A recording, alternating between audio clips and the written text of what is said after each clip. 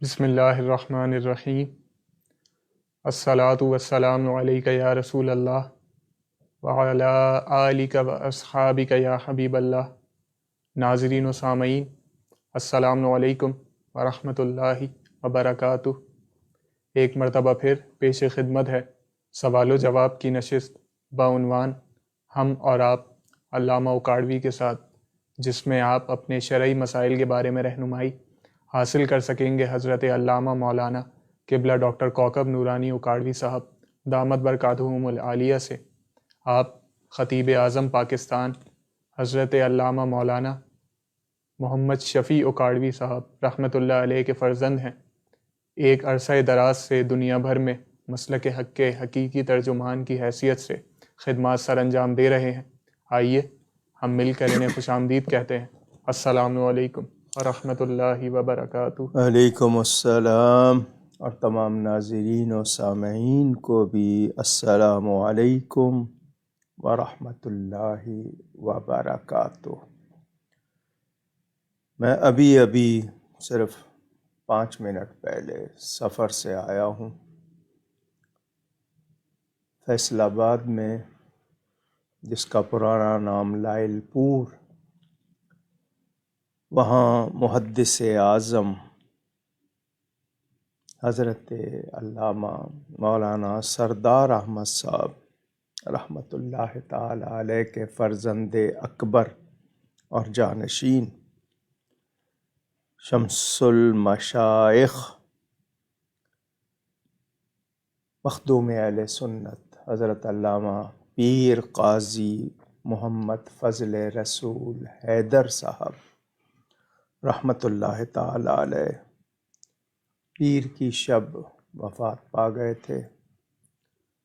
کل 16 تاریخ کو ان کی نماز جنازہ ہوئی فیصل آباد میں۔ آج صبح سوئم تھے، اس میں شرکت کے لیے وہاں گیا ہوا تھا۔ واپسی میں لاہور اس ہستی کی بارگاہ میں بھی سلام کرنے گیا جس نے ناموس رسالت اور تحفظ عقیدہ ختم نبوت کے لیے مثالی کام کیا۔ ابھی پہنچا ہوں اور اطلاع ملی ماریرہ شریف میں بھی حضرت امین ملت کے بھائی سید محمد افضل وہ بھی پردہ فرما گئے انڈیا میں۔ اللہ تعالی ان ہستیوں کے درجات بلند فرمائے، آمین۔ محمد زین صاحب مجھے بتا رہے ہیں، اور میرے ساتھ تو یہ چیز بیتی ہے، میرے نام کا فین پیج فیس بک پہ اس کا نام رکھا ہوا ہے علامہ کوکب نورانی اکاڑوی فین پیج۔ اکیڈمی کے افراد نے بنایا، کیونکہ میں ذاتی پیج پہ تو کچھ بہت معمولی سا ہی کوئی عمل دخل اپنے کاموں میں ہوتا ہوں۔ یہ انہوں نے لوگوں کی سہولت کے لیے اور میری جو ایکٹیویٹیز ہیں، تقریبات وغیرہ یا دوسری خبریں اس پہ لگاتے رہتے ہیں لوگوں سے رابطے کے لیے۔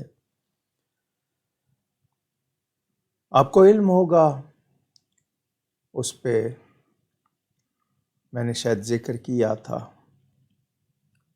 اس پر پابندی لگا دی گئی،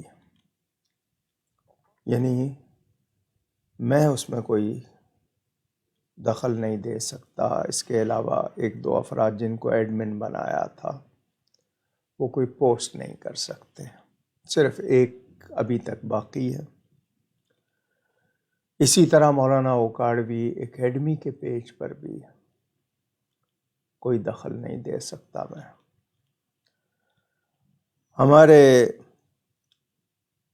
افواج کے سربراہ تعزیت کریں، وزیر اعظم تعزیت کریں، صدر مملکت، وزراء، جس شخصیت کی تعزیت کریں اس کا نام اگر آ جائے، اس کی تصویر آ جائے تو یہ پیج بلاک کیے جاتے ہیں۔ لازمی بات ہے، یہ کام پیمرا کر رہی ہوگی، انہوں نے ہی کہا ہوگا۔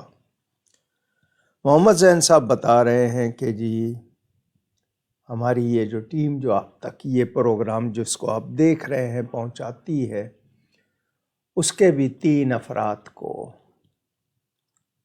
پابندی لگا دی گئی ہے، صرف ایک شخص ابھی تک بچا ہوا ہے، یعنی کسی لمحے بھی وہ یہ پیج بند کر سکتے ہیں۔ جہاں گستاخیاں ہوں وہاں نہیں، جہاں جواب دیا جائے ان کو بند کیا جاتا ہے۔ جو نبی کی گستاخی کریں ان کو اور شے دی جاتی ہے، جو جواب دیں ناموس رسالت کے لیے ان کو بند کیا جاتا ہے۔ ان لوگوں سے کیا الجھنا اور کیا لڑنا، جو کہتے ہیں نا جس کا کھاتے ہیں اسی کا گاتے ہیں۔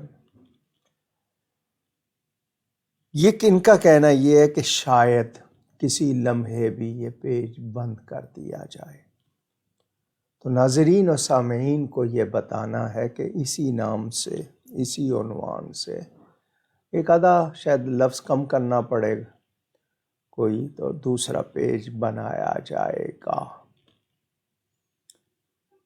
تاکہ آپ لوگوں سے یہ لوگ رابطہ رکھیں اور یہ پروگرام اسی طرح چلتا رہے۔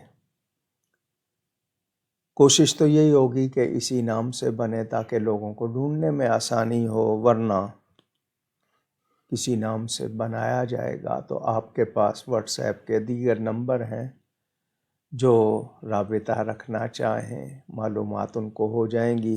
نیا پیج بنے گا، کچھ ٹائم لگے گا لوگوں کو معلومات ہونے میں، جبکہ اس میں لاکھوں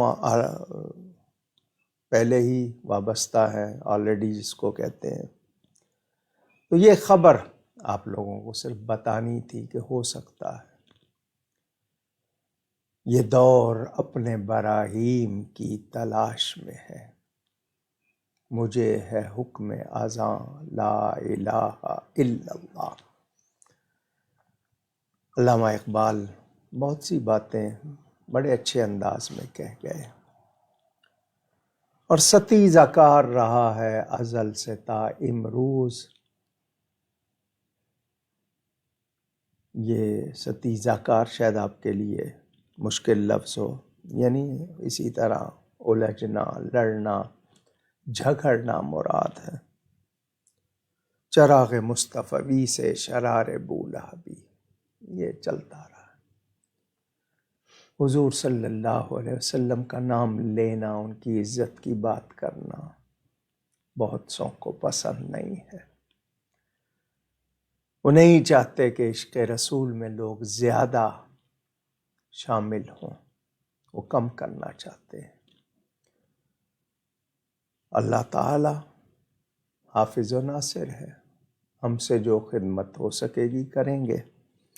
آپ کو صرف اس لیے بتا دیا کہ ہو سکتا ہے، ابھی ہوا نہیں ہے، ہو سکتا ہے کہ یہ بند کیا جائے، تو آپ یہ نہ سمجھیے گا کہ ہم پیچھے ہٹ رہے ہیں۔ آپ چاہیں گے ہم دوسرے پیج سے آئیں گے، وہ جتنے پیج بند کرتے جائیں گے ہم اور بناتے جائیں گے۔ ہم نے تو یہ چرچا کرنا ہے اور رہے گا، یوں ہی ان کا چرچا رہے گا۔ بڑے خاک ہو جائیں جل جانے والے، دعا کیجیے گا اللہ تعالی خیر فرمائے۔ بسم اللہ۔ آپ لوگ اپنے سوالات کامنٹ سیکشن میں لکھ کر بھیج سکتے ہیں۔ ہماری پوری کوشش رہے گی کہ کم سے کم وقت میں زیادہ سے زیادہ سوالات علامہ صاحب تک پہنچائیں۔ آپ لوگوں کی اگر آئی ڈی اپنے اصل نام کے ساتھ نہیں ہے تو آپ اپنے کامنٹ میں اپنے سوال لکھنے سے پہلے اپنا اصل نام اور اپنے شہر کا نام لکھ کر اس کے بعد اپنا سوال لکھیے، انشاءاللہ وہ سوال بھی شامل کر لیا جائے گا۔ اب اسی دوران کے آپ کے سوالات آنا شروع ہوں۔ گزشتہ نشست میں جو سوالات رہ گئے تھے ان سے آغاز کریں گے، اور واٹس ایپ اور پیج ان باکس کے ذریعے جو سوالات موصول ہوئے ان سے آغاز کریں گے۔ فرقان محمود صاحب کا سوال ہے کہ چھوٹی بچی کی نظر اتارنے کے لیے قرآن کی کوئی آیت یا وظیفہ بتا دیجئے، اور اس بری نظر کی حقیقت بھی بتا دیجئے قرآن و حدیث کی روشنی میں۔ بسم اللہ والحمد للہ والصلاة والسلام علی رسول اللہ۔ نظر لگنے کا ثبوت قرآن میں بھی ہے اور حدیث شریف میں بھی بتایا جاتا ہے۔ آپ کو کوئی شبہ ہے نظر لگنے پہ، میں اس بارے میں پہلے بھی جواب دے چکا ہوں، آپ کو اپنی نظر خود بھی لگ سکتی ہے۔ یہ جو بہت زیادہ آئینہ دیکھتے ہیں نا، میرر، گلاس، آپ بار بار اپنے اس سے بھی لگ جاتی ہے۔ خیال آپ کے جو ہوتے ہیں وہ بھی کار فرما ہوتے ہیں۔ آخری دونوں قل ہیں سورہ قلم 29ویں پارے میں، نون والقلم وما یسطرون، اس کی آخری 2 آیتیں۔ بچے کو ہوں بڑے کو ہوں، یقین کے ساتھ پڑھیں، نظر اتر جاتی ہے۔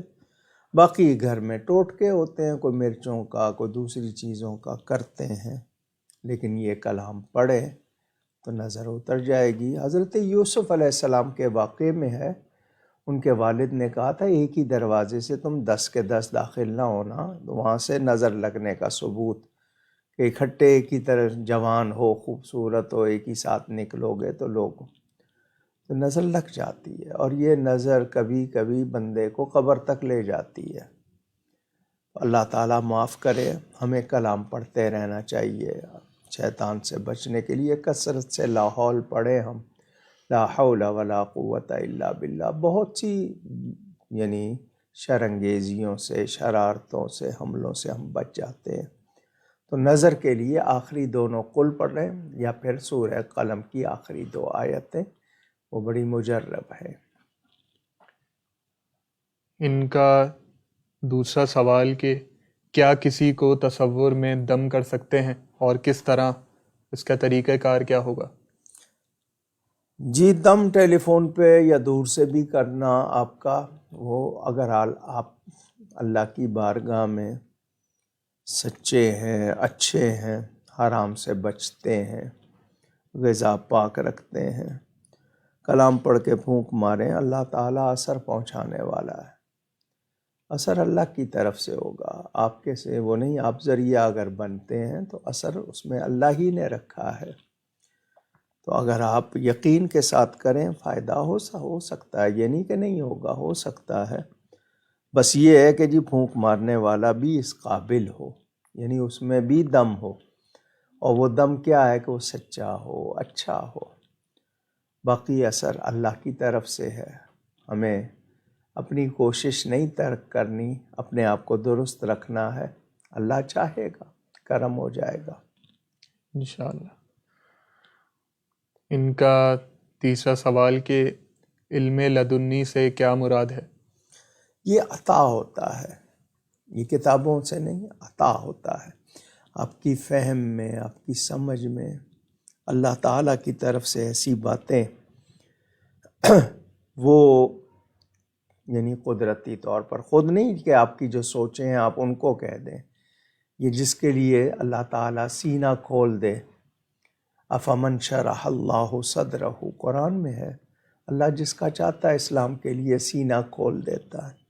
ایک ہی استاد سے پڑھنے والے سب ایک جیسے ذہین یا فتین نہیں ہوتے، جس کے لیے اللہ نے زیادہ رکھ دیا تو اس کے حساب سے، تو اس حوالے سے ہم کہیں گے یہ علم لدنی، اور پھر حضرت موسیٰ اور خضر علیہ السلام کے ذکر میں موجود ہے، من لدنا علما، یعنی اللہ کے اپنی طرف سے۔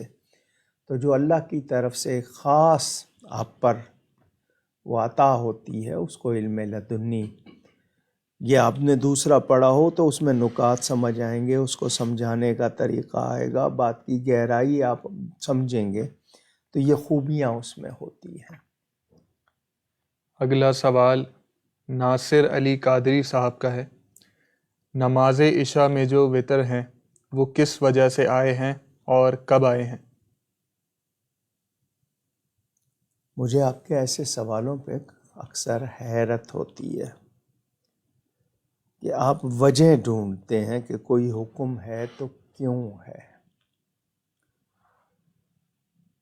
یہ وتر نبی کریم صلی اللہ علیہ وسلم، عشاء کی نماز بلکہ پوری پہلی نمازوں کا ذکر دوسروں کے ساتھ ملتا ہے، عشاء تو خاص ہے اس امت کے ساتھ۔ اور اس میں دعائے قنوت پڑھی جاتی ہے، اس کے معنی فرما برداری کے، قنوت کے معنی۔ تو رات کی آخری نماز سے مراد کہ وہ لازمی نوافل آپ پڑھ سکتے ہیں اس سے پہلے بعد، لیکن یہ واجب آخری نماز ہے۔ تو انسان فرما برداری کا اعلان کر کے سوئے کہ کہیں نیند میں موت آ جائے تو اس نے فرما برداری کا اعلان کیا ہوا ہے کہ یا اللہ میں تیری مدد چاہتا ہوں اور تیرے دشمنوں سے برات، بیزاری کا ذکر، اللہ کی فرما برداری کا ذکر۔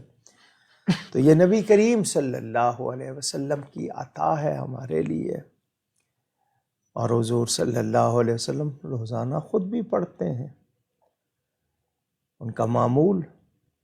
تو اگر آپ کے لیے اتنا جواب کافی نہیں ہے تو بتائیے گا، میرا خیال ہے جتنا عرض کیا ہے آپ کو بہتر سمجھ آ گیا ہوگا۔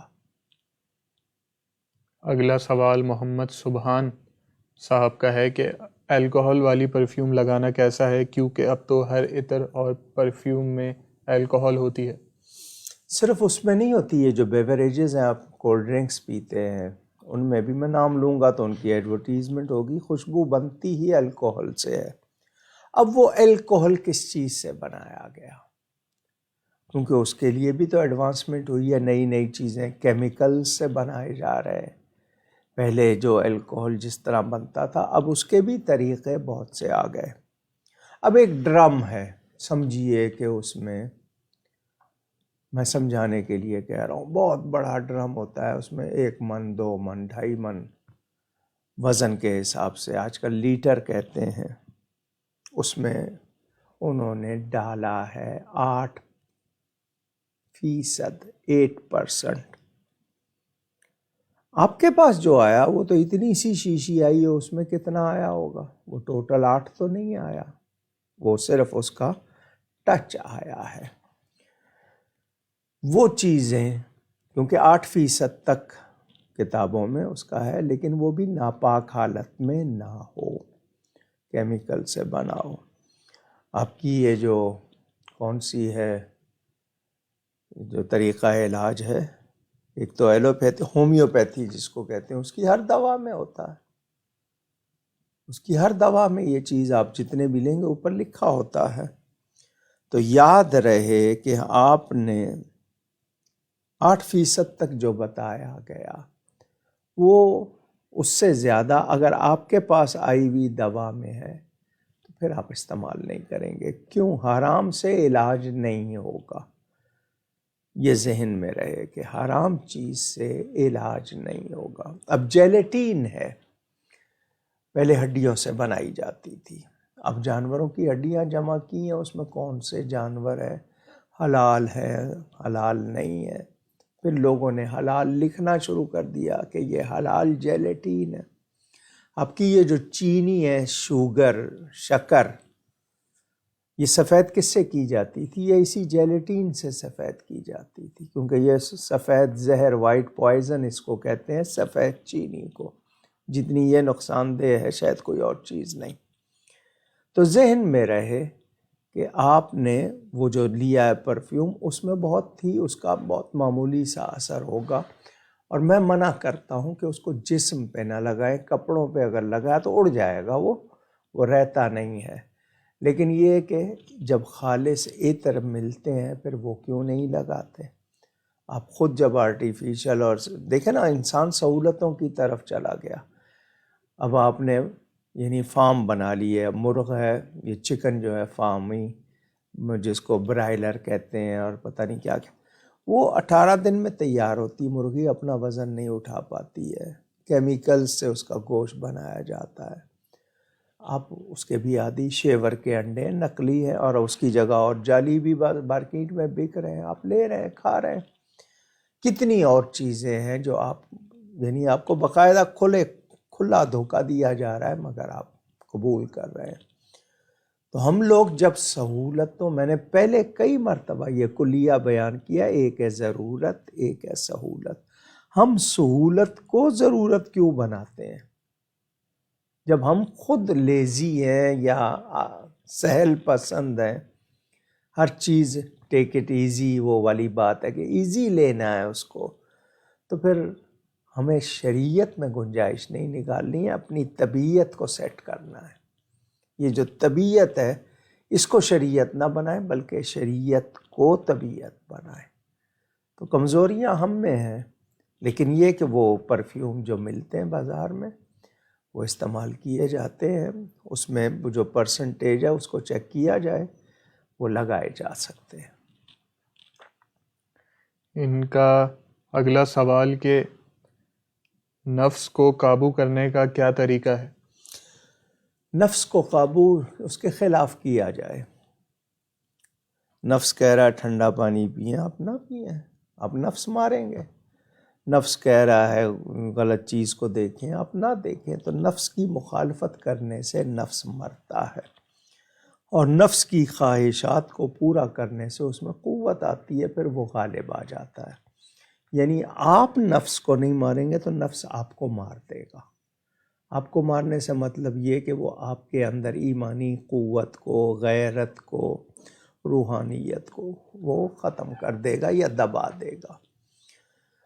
اچھا کلام پڑھنا، اچھے ماحول میں رہنا، اچھوں کی صحبت میں رہنا، اچھی باتیں سوچنا، نفس کی خواہش، یہ جو نفس امارہ جس کو کہتے ہیں، اس کا خلاف کرنے سے آپ کو یہ کمال مل جائے گا۔ کثرت سے لا حول پڑھیں، اللہ کے نام پڑھیں، درود شریف پڑھیں، تو نفس خود ہی دبے گا۔ لیکن یہ کہ جب پالیں گے پھر وہ پلے گا، پروان چڑھے گا، اور پھر آپ کو وہ جس طرف لے جائے گا آپ کو ادھر جانا ہوگا، کیونکہ آپ بہاؤ کے ساتھ چلنے کے عادی ہو جائیں گے۔ تو اگر اندر ضمیر زندہ ہے وہ بتائے گا کیا اچھا ہے کیا غلط ہے، اس کی آواز سنیں۔ جب آپ سننا چھوڑ دیتے ہیں نا، پھر وہ نفس آپ کا جو ہے وہ آپ کو مار دیتا ہے۔ اگلا سوال مزمل نیاز صاحب کا ہے کہ حضرت مولا علی پاک کرم اللہ وجہہ الکریم کو مولا کیوں کہا جاتا ہے، اور اسے کہنے کا کیا شرعی حکم ہے؟ آپ نے اگر عربی پڑھی ہوتی تو آپ کو یہ سوال نہ کرنا پڑتا۔ مولا، ولی، یہ سارے لفظ جتنے ہیں، اگر آپ دھیان دیں اس کے معنی مددگار کے، اس کے معنی دوست کے، اس کے معنی پیارے کے۔ اور میرے پیارے نبی پاک صلی اللہ علیہ وسلم کا ارشاد مولا کائنات حضرت علی کے بارے میں، من کنت مولاہ فعلی مولا، اور دوسری روایت میں فہذا علی مولا۔ یہ غدیر خم کے موقع پر حضور نے فرمایا تھا جس کا میں مددگار، علی بھی اس کا مددگار، جس کا میں دوست، علی بھی اس کا دوست۔ یعنی جو مجھ سے پیار رکھتا ہے وہ علی سے بھی پیار رکھتا ہے۔ تو حضور صلی اللہ علیہ وسلم نے ان کو مولا بنایا۔ اور دوسری حدیث میں ارشاد فرمایا ان علی منی وانا منہ وہو ولی کل مومن، کہ وہ ہر مومن کے ولی ہے، یعنی مولا ہے۔ آپ نے غور کیا ہوگا قرآن میں مولانا کا لفظ 2 جگہ موجود ہے۔ سورہ بقرہ کے آخر میں انت مولانا، اور غالباً سورہ توبہ میں ہوا مولانا۔ تو مولانا تو اللہ ہے، آپ ہر داڑھی والے کو بھی مولانا کہتے ہیں، وہاں آپ کو یہ خیال کیوں نہیں آیا؟ کبھی سوچا آپ نے؟ قرآن کی آیتیں موجود ہیں، ان اللہ ہوا مولاہ وجبریل وصالح المؤمنین۔ تو مولا کے معنی پیارے کے، دوست کے، مددگار کے۔ تو یہ ٹائٹل ہے یعنی اللہ کی عطا سے کہ ہمارے مددگار ہیں، ہمارے دوست ہیں، ہمارے پیارے ہیں۔ درود شریف میں بھی آپ پڑھتے ہیں اللہم سیدنا و مولانا محمد، وہ ہمارے مددگار ہیں، ہمارے پیارے ہیں، ہمارے دوست۔ تو حضرت علی کے لیے چونکہ حضور نے فرمایا وہ سب کے ہیں، تو سبھی انہیں مولا کہتے ہیں۔ وہ ہر مومن کے مولا ہے اللہ تعالیٰ کی عطا سے۔ اور ہم اپنے علماء دین کو چونکہ وہ ہماری مددگار ہیں، مشائخ ہیں، ان کو مولانا کہتے ہیں۔ عزت کے ساتھ، پیار کے ساتھ۔ تو یہ بالکل درست ہے، امید ہے اتنی وضاحت کافی ہوگی۔ کیا ہے بد مذہب؟ مثلاً دیوبندی ہیں، اہل حدیث کہلانے والے جن کو وہابی کہا جاتا ہے، یا شیعہ ہیں یا دوسرے لوگ، ان سے ڈفرنس کیا ہے، اختلاف کیا ہے؟ اس حوالے سے علماء اہل سنت کی میری کتاب ہے دیوبند سے بریلی، سفید و سیاہ، حقائق، یہ 3 کتابوں کے نام تو میں نے بتائے۔ والد صاحب قبلہ کی کتابوں میں جواب ہے وہ مسائل پر جو اختلافی وہ بھی ہیں۔ تو یہ ابتدا میں سب سے پہلے اپنے عقیدے معلوم ہوں آپ کو، تاکہ آپ کو خود پتہ چل جائے کہ دوسرا کہاں آپ کو بہکا رہا ہے، کہاں آپ کو الجھا رہا ہے۔ اپنے عقیدے یاد ہوں گے تو پھر آپ کو ایک اطمینان بھی ہوگا، یقین کی دولت بھی ہوگی، اور پھر آگے باتیں سمجھنا آسان ہو جائیں گی، اور بہت سے الزامات کا جواب بھی مل جائے گا جو ہم پہ لگائے جاتے ہیں۔ تو جب ہم پڑھیں گے کلیئر ہو جائے گا کہ جی دوسرے جو ہیں وہ جھوٹ بول رہے ہیں۔ تو پہلے ابتدا عقائد کی کتابوں سے، پھر اس کے بعد نبی کریم صلی اللہ علیہ وسلم کی محبت کے حوالے سے، ان کی تعظیم کے حوالے سے، پھر آگے آپ کے پاس ایک سمندر ہے کہ آپ چاہیں تو اخلاقیات پہ پڑھیں، سیرت پہ پڑھیں، اس کے بعد مسائل پہ پڑھیں۔ تفسیر کے حوالے سے میں نے بتایا تھا، حاشیے پڑھنے ہیں تو آپ خزائن العرفان ہے، نور العرفان ہے، یہ 2 حاشیے ہیں۔ لمبی تفسیر میں نے مظہری کا نام لیا تھا، در منصور کا نام لیا تھا، اور آج کے نئے دور کے حوالے سے ضیاء القرآن بھی، وہ بھی تفسیر ہے، آپ وہ دیکھ سکتے ہیں۔ یہ ابتدا ہے، اس کے بعد جب ضرورت ہوگی تو مزید پوچھ لیجیے گا۔ ان کا دوسرا سوال کہ ان کے بیٹوں نے ماشاءاللہ حفظ قرآن شروع کیا ہے، تو وہ یہ چاہ رہی ہیں کہ میں ایسا، آپ انہیں بتائیں کہ ایسا کون سا طریقہ کار اپنائیں کہ جس میں ان کے بیٹوں کے دل میں وہ مزید استقامت کی طرف انہیں رغبت دلا سکیں۔ اور اکثر اس عمر میں بچے جو حفظ قرآن کے نصف تک پہنچنے کے بعد یا اس کے آگے پہنچنے کے بعد اکثر جو ضد کی وجہ سے پیچھے ہٹ جاتے ہیں، وہ اس سے کس طرح بچا سکیں انہیں؟ ماحول دینا پڑتا ہے، ماں باپ کو قربانی کرنی پڑتی ہے، بچوں کے ساتھ پیار سے رہیں، اور روزانہ مجھے بھی سناؤ قرآن، میں سنوں آج کیا پڑھ کے آئے ہو، تو 10-15 منٹ، آدھا گھنٹہ آپ دیں گے روز، ان کی بھی دلچسپی ہوگی کہ جی ماں باپ سنتے ہیں۔ دوسرا یہ کہ ان کی غذا کا خیال رکھیں، کوئی حرام لقمہ نہ جائے۔ آپ ایک طرف ان کو ٹیلی فون دیں گے یا دوسرے ویڈیو گیم دیں گے یا دوسرے، ماحول دینا پڑتا ہے۔ بیلنس کیجئے، ان کی تفریح ہو، کھیل کود صحت کے لیے جو ضروری ہے، غذا کا خیال رکھیں، دودھ ضرور پئیں، اگر سادہ دودھ نہیں پیتے بادام ڈال کے، پستے ڈال کے ان کو مزیدار بنا کے دیں، حافظے کے لیے اچھا ہو۔ تو ماحول دیں اور خود انوالو ہوں، اپنا شوق اور وہ چیزیں ظاہر، کیونکہ یاد کرنا پھر بھی ہو جاتا ہے 2 سال میں، میکسیمم 2.5 سال میں یاد کر لیتے ہیں۔ یاد رکھنا مشکل ہوتا ہے کیونکہ گھر والے دلچسپی نہیں لیتے، وہ پڑھنا چھوڑ دیتے ہیں، اور ایک دن نہیں پڑھیں تو کتنے دن پیچھے چلے جاتے ہیں۔ معلوم ہوا 2 مہینے نہیں پڑھا تو وہ کتنا حصہ بھول گیا، تو بہت ہی غلط بات ہوتی ہے۔ تو ماحول دیا جائے، بچوں کو حافظ قرآن بنانے کا شوق اچھا ہے، لیکن اس کے لیے تھوڑی سی آپ کو قربانی دینی ہوگی، بچے کو ماحول بھی دینا ہوگا، خود اپنی دلچسپی ظاہر کرنی ہوگی، اور خیال رکھنا ہوگا اس کی صحبت کا، اس کی ایکٹیویٹیز کا۔ باقی آپ یہ جو چاہ رہے ہیں کہ جی کون سی چیز کو وہ لگے رہیں، تو میں نے آپ سے کہا نا کہ ایک تو آپ کی رغبت، دلچسپی وہ لائے گی ان کو، دوسرا ان سے یہ کہیں کہ صبح اٹھتے ہی نا، یہ ہاتھ ہتھیلی کہتے ہیں آپ، یہ سینے پہ اٹھتے ہی پھیلا لیں، اسٹریچ کرنا ہے، انگلیاں جوڑ کے نہیں، اسٹریچ کر کے، یعنی پھیلا کے، اور بائیں ہاتھ کے یہ پور جو ہوتے ہیں، فنگر ٹپس، ان پہ یا فتاحو، اللہ تعالیٰ کا نام ہے، یا فتاحو، 70 مرتبہ گنتے جائیں۔ جب 70 کی گنتی پوری ہو جائے، سینے پہ پھونک ماریں تاکہ حافظہ اچھا ہو، سینہ کھلے، اور ان سے اچھی اچھی باتیں کیجیے، واقعات سنائیے اللہ والوں کے، تو ان کی دلچسپی برقرار رہے گی۔ لیکن غذا کا، ان کے لباس کا اور صحبت کا، کہ کن کے ساتھ اٹھ بیٹھ رہے ہیں، یہ بہت خیال رکھنا ہوگا۔ عمارہ سلطان صاحبہ، آپ نے قبر کے اوپر قبر اور قبر کے اندر دوسرے مردے کو دفنانے کا پوچھا، کسی کی قبر کے اندر دوسرے مردے کو دفنانے کا، تو گزشتہ نشست میں آپ کا سوال شامل کیا گیا تھا، آپ اس میں جا کر دیکھ سکتی ہیں۔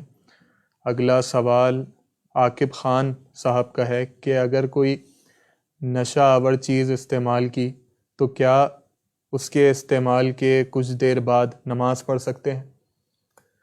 نشہ کس حد تک ہے پتہ ہے اس کو؟ جیسے انہوں نے خاص ایک چرس کا بھی ذکر کیا اس میں۔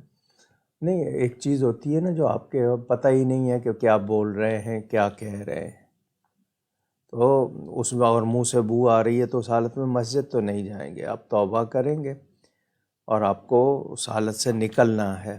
آپ پڑھ سکتے ہیں لیکن شرط یہ ہے کہ پتہ ہو کہ آپ ہوش میں ہیں، ہوش مندی کی حالت، لیکن اس سے جب نماز پڑھنا چاہ رہے ہیں تو پھر وہ حرکت کیوں کر رہے ہیں؟ یہ آپ کی صحت کو برباد کر رہی ہے، وہ آپ کا خون چوس رہی ہے، آپ شاید اس کو سمجھ رہے ہیں کہ وہ آپ کو کوئی لذت دے رہی ہے، وہ لذت نہیں، وہ تو آپ کو تباہ کر رہی ہے، اور پھر آپ نماز بھی پڑھنا چاہتے ہیں۔ تو یہ نماز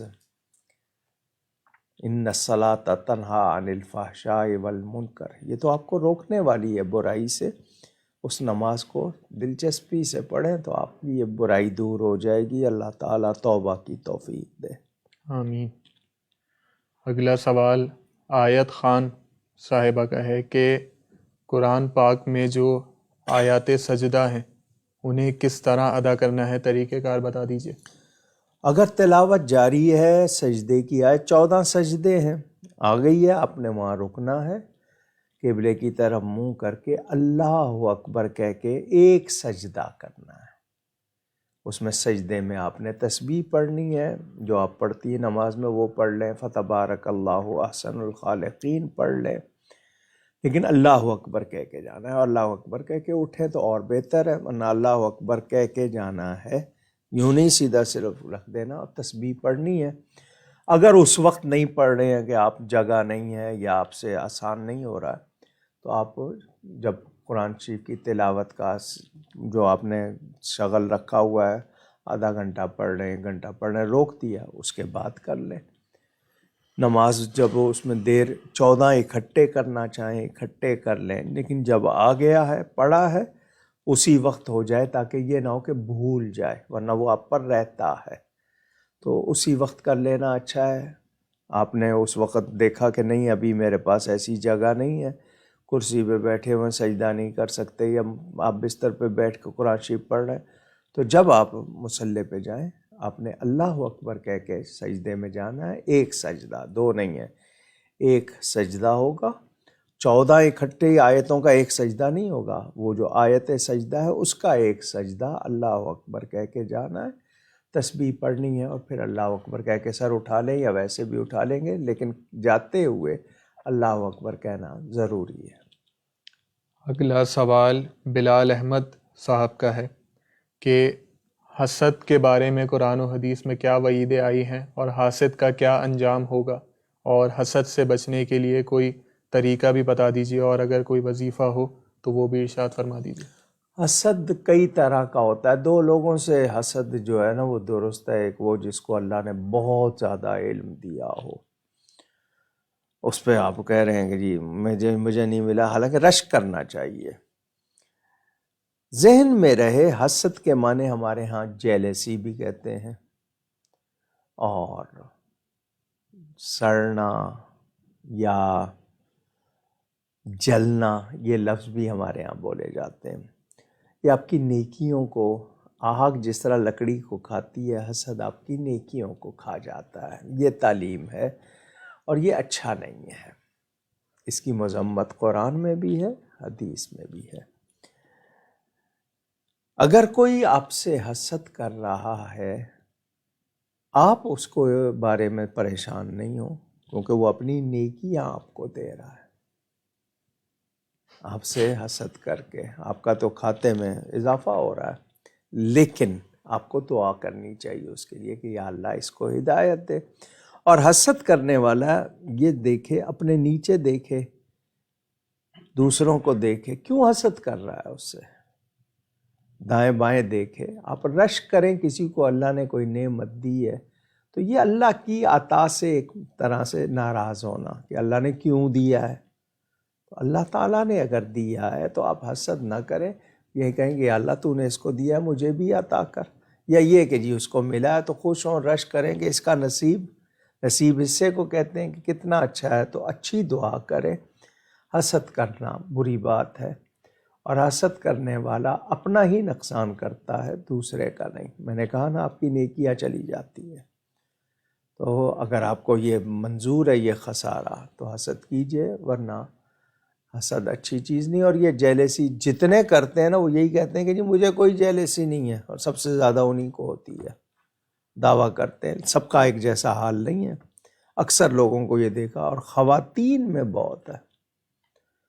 دوسرے کے کپڑے دیکھ کے یا دوسرے کے طور طریقے دیکھو بن رہی ہے وہ، حالانکہ نارمل ہو، تو یہ نہیں کرنا چاہیے. بدگمانی، ہم خواہ اپنی نیکیاں ضائع کریں. اللہ تعالیٰ نے جس کو دیا جتنا دیا، اللہ تعالیٰ سے یہی دعا کہ یا اللہ جتنا دیا اس پہ راضی ہمیں ہونے کی توفیق بھی دے، اور ہماری نعمتوں میں اضافہ کر. کسی اور کو دیا تو خوش ہوں کہ جی بھائی ہے یا کوئی مسلمان ہے، اللہ نے عزت دی ہے تو اس پہ جلے نہیں، خوش ہوں. یہ ہے اصل چیز، اور یہ ایمان کی مضبوطی سے آئے گا. جب تک ایمان مضبوط نہیں ہوگا آپ حسد کرتے رہیں گے. اگلا سوال مصباح الدین عابدین صاحب کا ہے کہ پکی قبروں کی حد بتا دیجئے، کتنی اونچی بنا سکتے ہیں؟ نیز یہ بھی بتا دیجئے کہ کیا انہیں بیچ میں سے کچا رکھنا پڑے گا؟ اصل میں آج کل جو بہت زیادہ عمارت لوگ بنا لیتے ہیں قبرستان میں، پھر دوسروں کے لیے جگہ کا مسئلہ ہوتا ہے. جہاں تک اونچی بنانے کی حدیث شریف میں آتا ہے، حضرت عثمان بن مظعون کی قبر، صحابہ کہتے ہیں ہم اکثر اس میں یعنی مقابلہ ہوتا تھا کہ اس کو مانتے تھے جو ان کی قبر ٹاپ جاتا تھا، یعنی اتنی اونچی ہوگی کہ وہ پھلانگ جائے. تو مناسب حد تک، صرف اس کو یہ کہ جی وہ ٹوٹ نہ جائے، ضائع نہ ہو، اس کا نشان باقی رہے پہچان کے لیے. باقی اگر کوئی اس کی کناری درمیان میں لوگ اکثر رکھتے ہیں، کیونکہ حدیث شریف کے مطابق حضور نے ٹہنیاں لگائی تھیں، تو لوگ بہت باریک سے جو پودے ہوتے ہیں وہ لگا دیتے ہیں، بہت زیادہ بھاری نہیں لگاتے کہ وہ کہیں قبر کے دیوار کو نہ پھاڑیں، اس کو نہ توڑیں. تو اگر وہ بیچ میں خالی رکھتے ہیں تو بھی، نہیں رکھتے ہیں تو بھی، یہ قبر کی بناوٹ سے کسی کو وہ نہیں ہوگا. اصل اس کا ایمان، اس کا اندر تقویٰ ہوگا جو اس کو، اور آپ کا ایصال ثواب. صرف قبر کی بناوٹ سے آپ سمجھیں گے کہ جی قبر والے کو کوئی فائدہ ہوگا، نہیں. یہ جو باقی بنائے جاتے ہیں لوگوں کی سہولت کے لیے کہ لوگ آ کے آرام سے بیٹھ سکیں، پڑھ سکیں، اللہ والوں کے مزارات جو ہوتے ہیں وہ لوگوں کی سہولت کے لیے کہ بیٹھیں آرام سے. وہاں آئیں گے، وہاں چھاؤں نہیں ہوگی یا وہاں بیٹھنے کی صحیح جگہ نہیں ہوگی تو ان کو آسانی نہیں ہوگی. باقی قبرستان میں اتنی جو مناسب ہو کہ قبر محفوظ رہے، تو آپ وہ چار اس کی کناری بناتے ہیں، اگر سینہ ڈھانک دیں تو بھی، اگر اس میں کوئی ایپل کا پھول کا پودا باریک سا جو جس کی جڑیں بہت موٹی ہو کے اندر کوئی دیواریں پھاڑنے والی نہ ہو، وہ لگا سکتے ہیں. یہ اس حد تک ہے. لیکن یہ کہ بہت زیادہ اونچی کرنا اور یا بہت زیادہ اس پہ عمارت بنانا عام قبر پہ نہیں. اللہ والوں کے لیے وہ دیگر حکم ہے، لیکن عام قبر پہ کوشش کے بس نشان سلامت رہے اور قبر محفوظ رہے. اگلا سوال الہ آباد انڈیا سے آصف فاروقی صاحب کا ہے کہ دماغی ٹینشن دور کرنے کے لیے شریعت نے کیا طریقہ بتایا ہے؟ ٹینشن انگلش کا لفظ ہے، کوئی یعنی بوجھ ہونا، کسی بات میں الجھے ہوئے پریشان ہونا. آپ چھوٹی چھوٹی باتوں کو بھی ٹینشن کہہ دیتے ہیں. ٹینشن شاید سمجھتے نہیں آپ ٹینشن ہوتی کیا ہے. خدا نہ کرے کسی کو ہو جائے آپ، لیکن ہمارے ہاں تھوڑی سی بھی بات کی الجھن ہو جائے، پریشانی، ہم اس کو بھی ٹینشن کہہ دیتے ہیں. یہ ٹینشنز ہمارے اپنے اعمال ہوتے ہیں، کبھی ہمارے امتحان ہوتے ہیں. تو آپ گھبراتے کیوں ہیں؟ حوصلہ دل بڑا کیجئے، اللہ تعالیٰ ہمت دے، اس کو یاد کیجئے کہ یا اللہ میں کمزور ہوں، اگر یہ چیز آ گئی ہے، میرا امتحان ہے تو میرے لیے آسان کر دے، مجھے ثابت قدمی دے، اور اگر امتحان نہیں ہے تو اس کو مجھ سے دور کر دے میرے لیے۔ تو آپ دعا کریں، آپ اللہ کو یاد کریں، وہی مشکلیں ٹالنے والا، وہی ہماری ساری ٹینشنز کو دور کرنے والا، اردو میں ٹینشنیں کہہ لیں آپ، وہی ہے۔ اس کو جتنا یاد کریں گے، اور قرآن میں ہے الا بذکر اللہ تطمئن القلوب، اللہ کی یاد سے ہی تو دلوں کو اطمینان ہوتا ہے۔ ہم بس وہ جب ساری دنیا سے مایوس ہو جائیں نا، تب اللہ یاد آتا ہے، اور پہلے سے ہی یاد کرتے رہیں۔ اور یقین، اپنے یقین کو مضبوط کیجئے، باقی چھوٹی چھوٹی باتوں کو آپ ٹینشن نہ کہا کیجئے، یہ تو بہت معمولی سی بات ہے، چونٹی سے سیکھیے، وہ ہمت ہوگی آپ کو، وہ چڑھتی ہے گرتی ہے پھر چڑھتی ہے، ہمت نہیں ہارتی۔ آپ تو انسان ہے، اشرف المخلوقات ہیں۔ اور تھوڑا دماغ ٹھنڈا رکھا کریں، یہ دماغ کی گرمی سے بھی ٹینشن کا مسئلہ بنتا ہے، اور سب سے بڑا ٹینشن کا مسئلہ، ڈپریشن کا مسئلہ غلط غذاؤں سے، غلط جملوں سے ہوتا ہے، سوچئے گا۔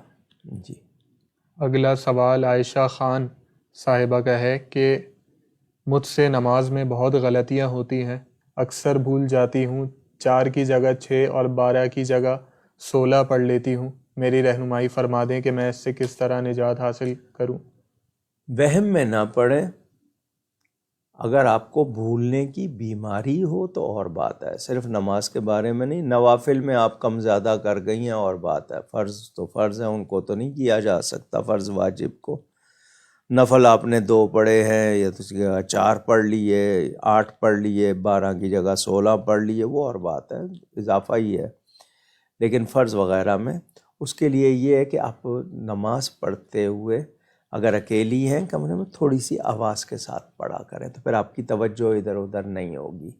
وہ جو دماغ میں سوچیں چلتی ہیں نا، یا وسوسے ان میں لگ جانے سے یہ بھول زیادہ ہوتی ہے، اور یا پھر آپ کو ہو سکتا ہے کچھ وہم کا کچھ نہ کچھ حصہ مل گیا ہو، تو اس سے نکلنے کے لیے کوشش کیجیے گا تھوڑی توجہ سے، اور تھوڑی سی آواز ذرا سی معمولی سی بڑھا لیجیے گا، تو پھر دھیان ادھر ادھر نہیں جائے گا اور رکعتیں یاد رہیں گی۔ ان کا دوسرا سوال کہ عشاء کی وتر تہجد کے ساتھ کس طرح پڑھ سکتے ہیں، اور کیا عشاء کے بعد کی نوافل تہجد کے ساتھ ہی پڑھی جائیں گی یا عشاء کے ساتھ پڑھی جائیں گی؟ نبی کریم صلی اللہ علیہ وسلم عشاء کے فرض پڑھ کے گھر تشریف لے جاتے تھے، باقی نماز تہجد کے وقت، کیونکہ ان پہ تہجد فرض تھی، اس کے ساتھ وہ 8 رکعتیں تہجد کی اور 3 رکعتیں وتر کی پڑھا کرتے تھے۔ آپ کو اگر یقین ہے کہ آپ نے اٹھنا ہے، تب تو آپ وتر مؤخر کریں، مؤخر کا مطلب لیٹ کریں، ڈیلے کریں، ورنہ نہیں۔ ڈاؤٹ ہو کہ نہیں آنکھ کھلے گی تو بہتر ہے پہلے پڑھ لیں، اور اگر آپ جاگتے ہیں تو وتر کے بعد یعنی نوافل کے بعد آخر میں وتر پڑھیں، یعنی جو آپ کی نماز عشاء کی باقی ہے پہلے وہ ادا کر لیں، یا جو آپ نے دوسرے پڑھنے ہیں اپنے نوافل وہ پڑھ لیں، آخر میں وتر پڑھ لیں فجر کا ٹائم شروع ہونے سے پہلے، صبح صادق سے پہلے۔ اور اگر آپ پہلے وتر پڑھ لیتے ہیں بعد میں نوافل پڑھتے ہیں، اس طرح بھی آپ پڑھ سکتے ہیں، دونوں صورتیں میں نے بتا دی۔ لاہور سے عدنان مغل صاحب کا سوال ہے کہ سنت نکاح کا طریقہ کیا ہے، دن میں کرنا ہے مسجد میں یا پھر گھر میں؟ سنت نبوی صلی اللہ علیہ وسلم کے مطابق طریقہ کار بتا دیجیے۔ نکاح خود سنت ہے، نکاح مسنون کہتے ہیں، کچھ لوگ مسنونہ کہہ دیتے ہیں۔ اللہ کا حکم، نبی کی سنت، دن میں کریں، رات میں کریں، شام میں کریں، صبح کریں، پورے دن میں مسلسل، وہ جو اس میں کوئی مسئلہ نہیں ہے، پابندی نہیں ہے، بس نماز کا ٹائم نہ ہو، یعنی یہ کہ فرض نماز ہو رہی ہے اور آپ چاہیں نکاح جماعت مسجد میں، سب سے زیادہ بہتر مسجد میں ہونا، اللہ کے گھر میں، برکت کے لیے اس میں فائدہ بھی ہے، دعا زیادہ ملتی ہے، نمازی موجود ہوتے ہیں۔ لیکن آپ نے تو اپنے خاص مہمان بلانے ہوں گے، نمازیوں سے تو نہیں کہنا کہ جی دعا میں شامل ہو جائیں ورنہ چھوارے کھلانے پڑ جائیں گے، یا آپ سمجھتے ہیں کچھ اور ان کو دینا پڑ جائے گا، تو مسجد میں بہتر ہے۔ نکاح میں 2 چیزیں فرض ہیں، ایجاب و قبول اور گواہ، یہ 2 چیزیں۔ ایجاب و قبول کا مطلب لڑکی کی طرف سے ایجاب کے اجازت دے دے وہ راضی ہونے کی، لڑکا قبول کر لے 2 گواہوں کے سامنے، یہ 2 چیزیں فرض ہیں۔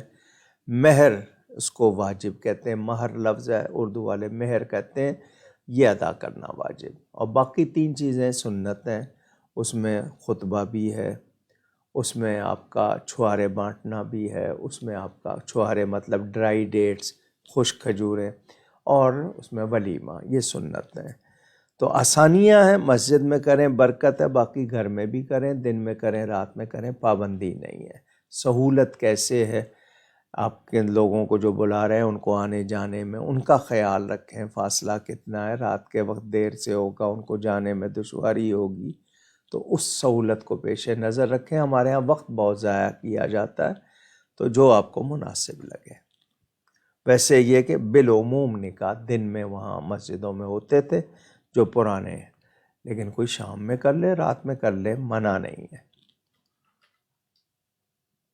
اوتاشی جاپان سے شاہ احمد ہاشمی صاحب کا سوال ہے کہ لاہور میں واقع ٹول پلازا پر سڑک پر بیٹھا کوئی شخص بھیک مانگا کرتا تھا اور گزشتہ سال وہ فوت ہو گیا۔ اب میرے علم میں آیا ہے کہ وہاں کے لوگ اس بندے کا عرس کروا رہے ہیں اسے بزرگ سمجھ کے۔ اس معاملے کو دیکھ کر جو علاقائی اہل سنت کے احباب ہیں ان کی بہت اضطرابی کیفیت ہے اور وہ رہنمائی کے خواہاں ہیں، تو آپ رہنمائی فرما دیجئے کہ کیا ایسا کرنا درست ہوگا؟ دیکھیں، ہر طبقے میں بہت اچھے، کم اچھے، اور بہت برے، کم برے، ہر طبقے میں ہوتے ہیں۔ علماء کے حوالے سے تو حدیثیں موجود ہیں کہ سب سے اچھا طبقہ بھی علماء کا اور سب سے برا طبقہ بھی علماء کا۔ اسی لیے درباری ملا مشہور رہے ہیں، علماء حق نے بہت تکلیفیں بھی اٹھائی ہیں، ہر طبقے میں ہوتے ہیں۔ یہ کچھ لوگوں نے کاروبار بنا لیا، جعلی مزار، تعویذوں کا کاروبار، عاملین بن گئے، عامل، وہ لوگوں کی ناواقفی سے یا ان کی کسی مجبوری سے فائدہ اٹھاتے ہیں۔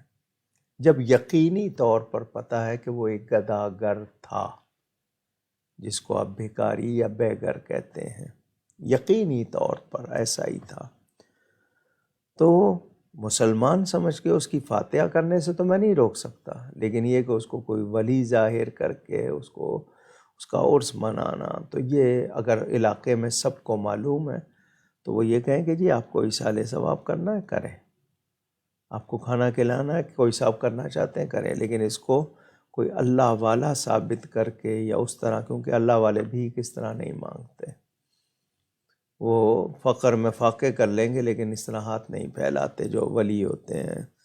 تو یقینی طور پر معلوم ہے تو باقاعدہ اس کا سد باب کریں اور اس پر لوگوں پر واضح کریں حقائق کو۔ کتنے ہوں گے مزار جعلی ہوں گے، ان میں کوئی ہوگا بھی نہیں اسی طرح بنا کے، تو اس کی وجہ سے اصل بدنام ہو جاتے ہیں۔ اور جو لوگ یہ حرکت کرتے ہیں وہ اگر واقعی اللہ کے بارگاہ میں کچھ اپنے آپ کو شمار کرانا چاہتے ہیں تو پھر ذرا اپنی یاداؤں پہ دیکھیں کہ وہ کیا رہے ہیں، اور اس طرح کتنے لوگوں کا ایمان خراب ہوگا، ان کی وجہ سے مسلک کی کتنی بدنامی ہوگی۔ اللہ ان جعلی پیروں جو مداری ہے اور یہ غلط لوگ ہیں، ان کو اللہ ہدایت دے اور ان سے ہمیں آمین بچائے۔ آمین۔ اگلا سوال مکہ مکرمہ سے فیصل صاحب کا ہے۔ وہ کہتے ہیں کہ میں مسجد الحرام میں کام کرتا ہوں اور میری رہائش بھی حدود حرم کے اندر ہے۔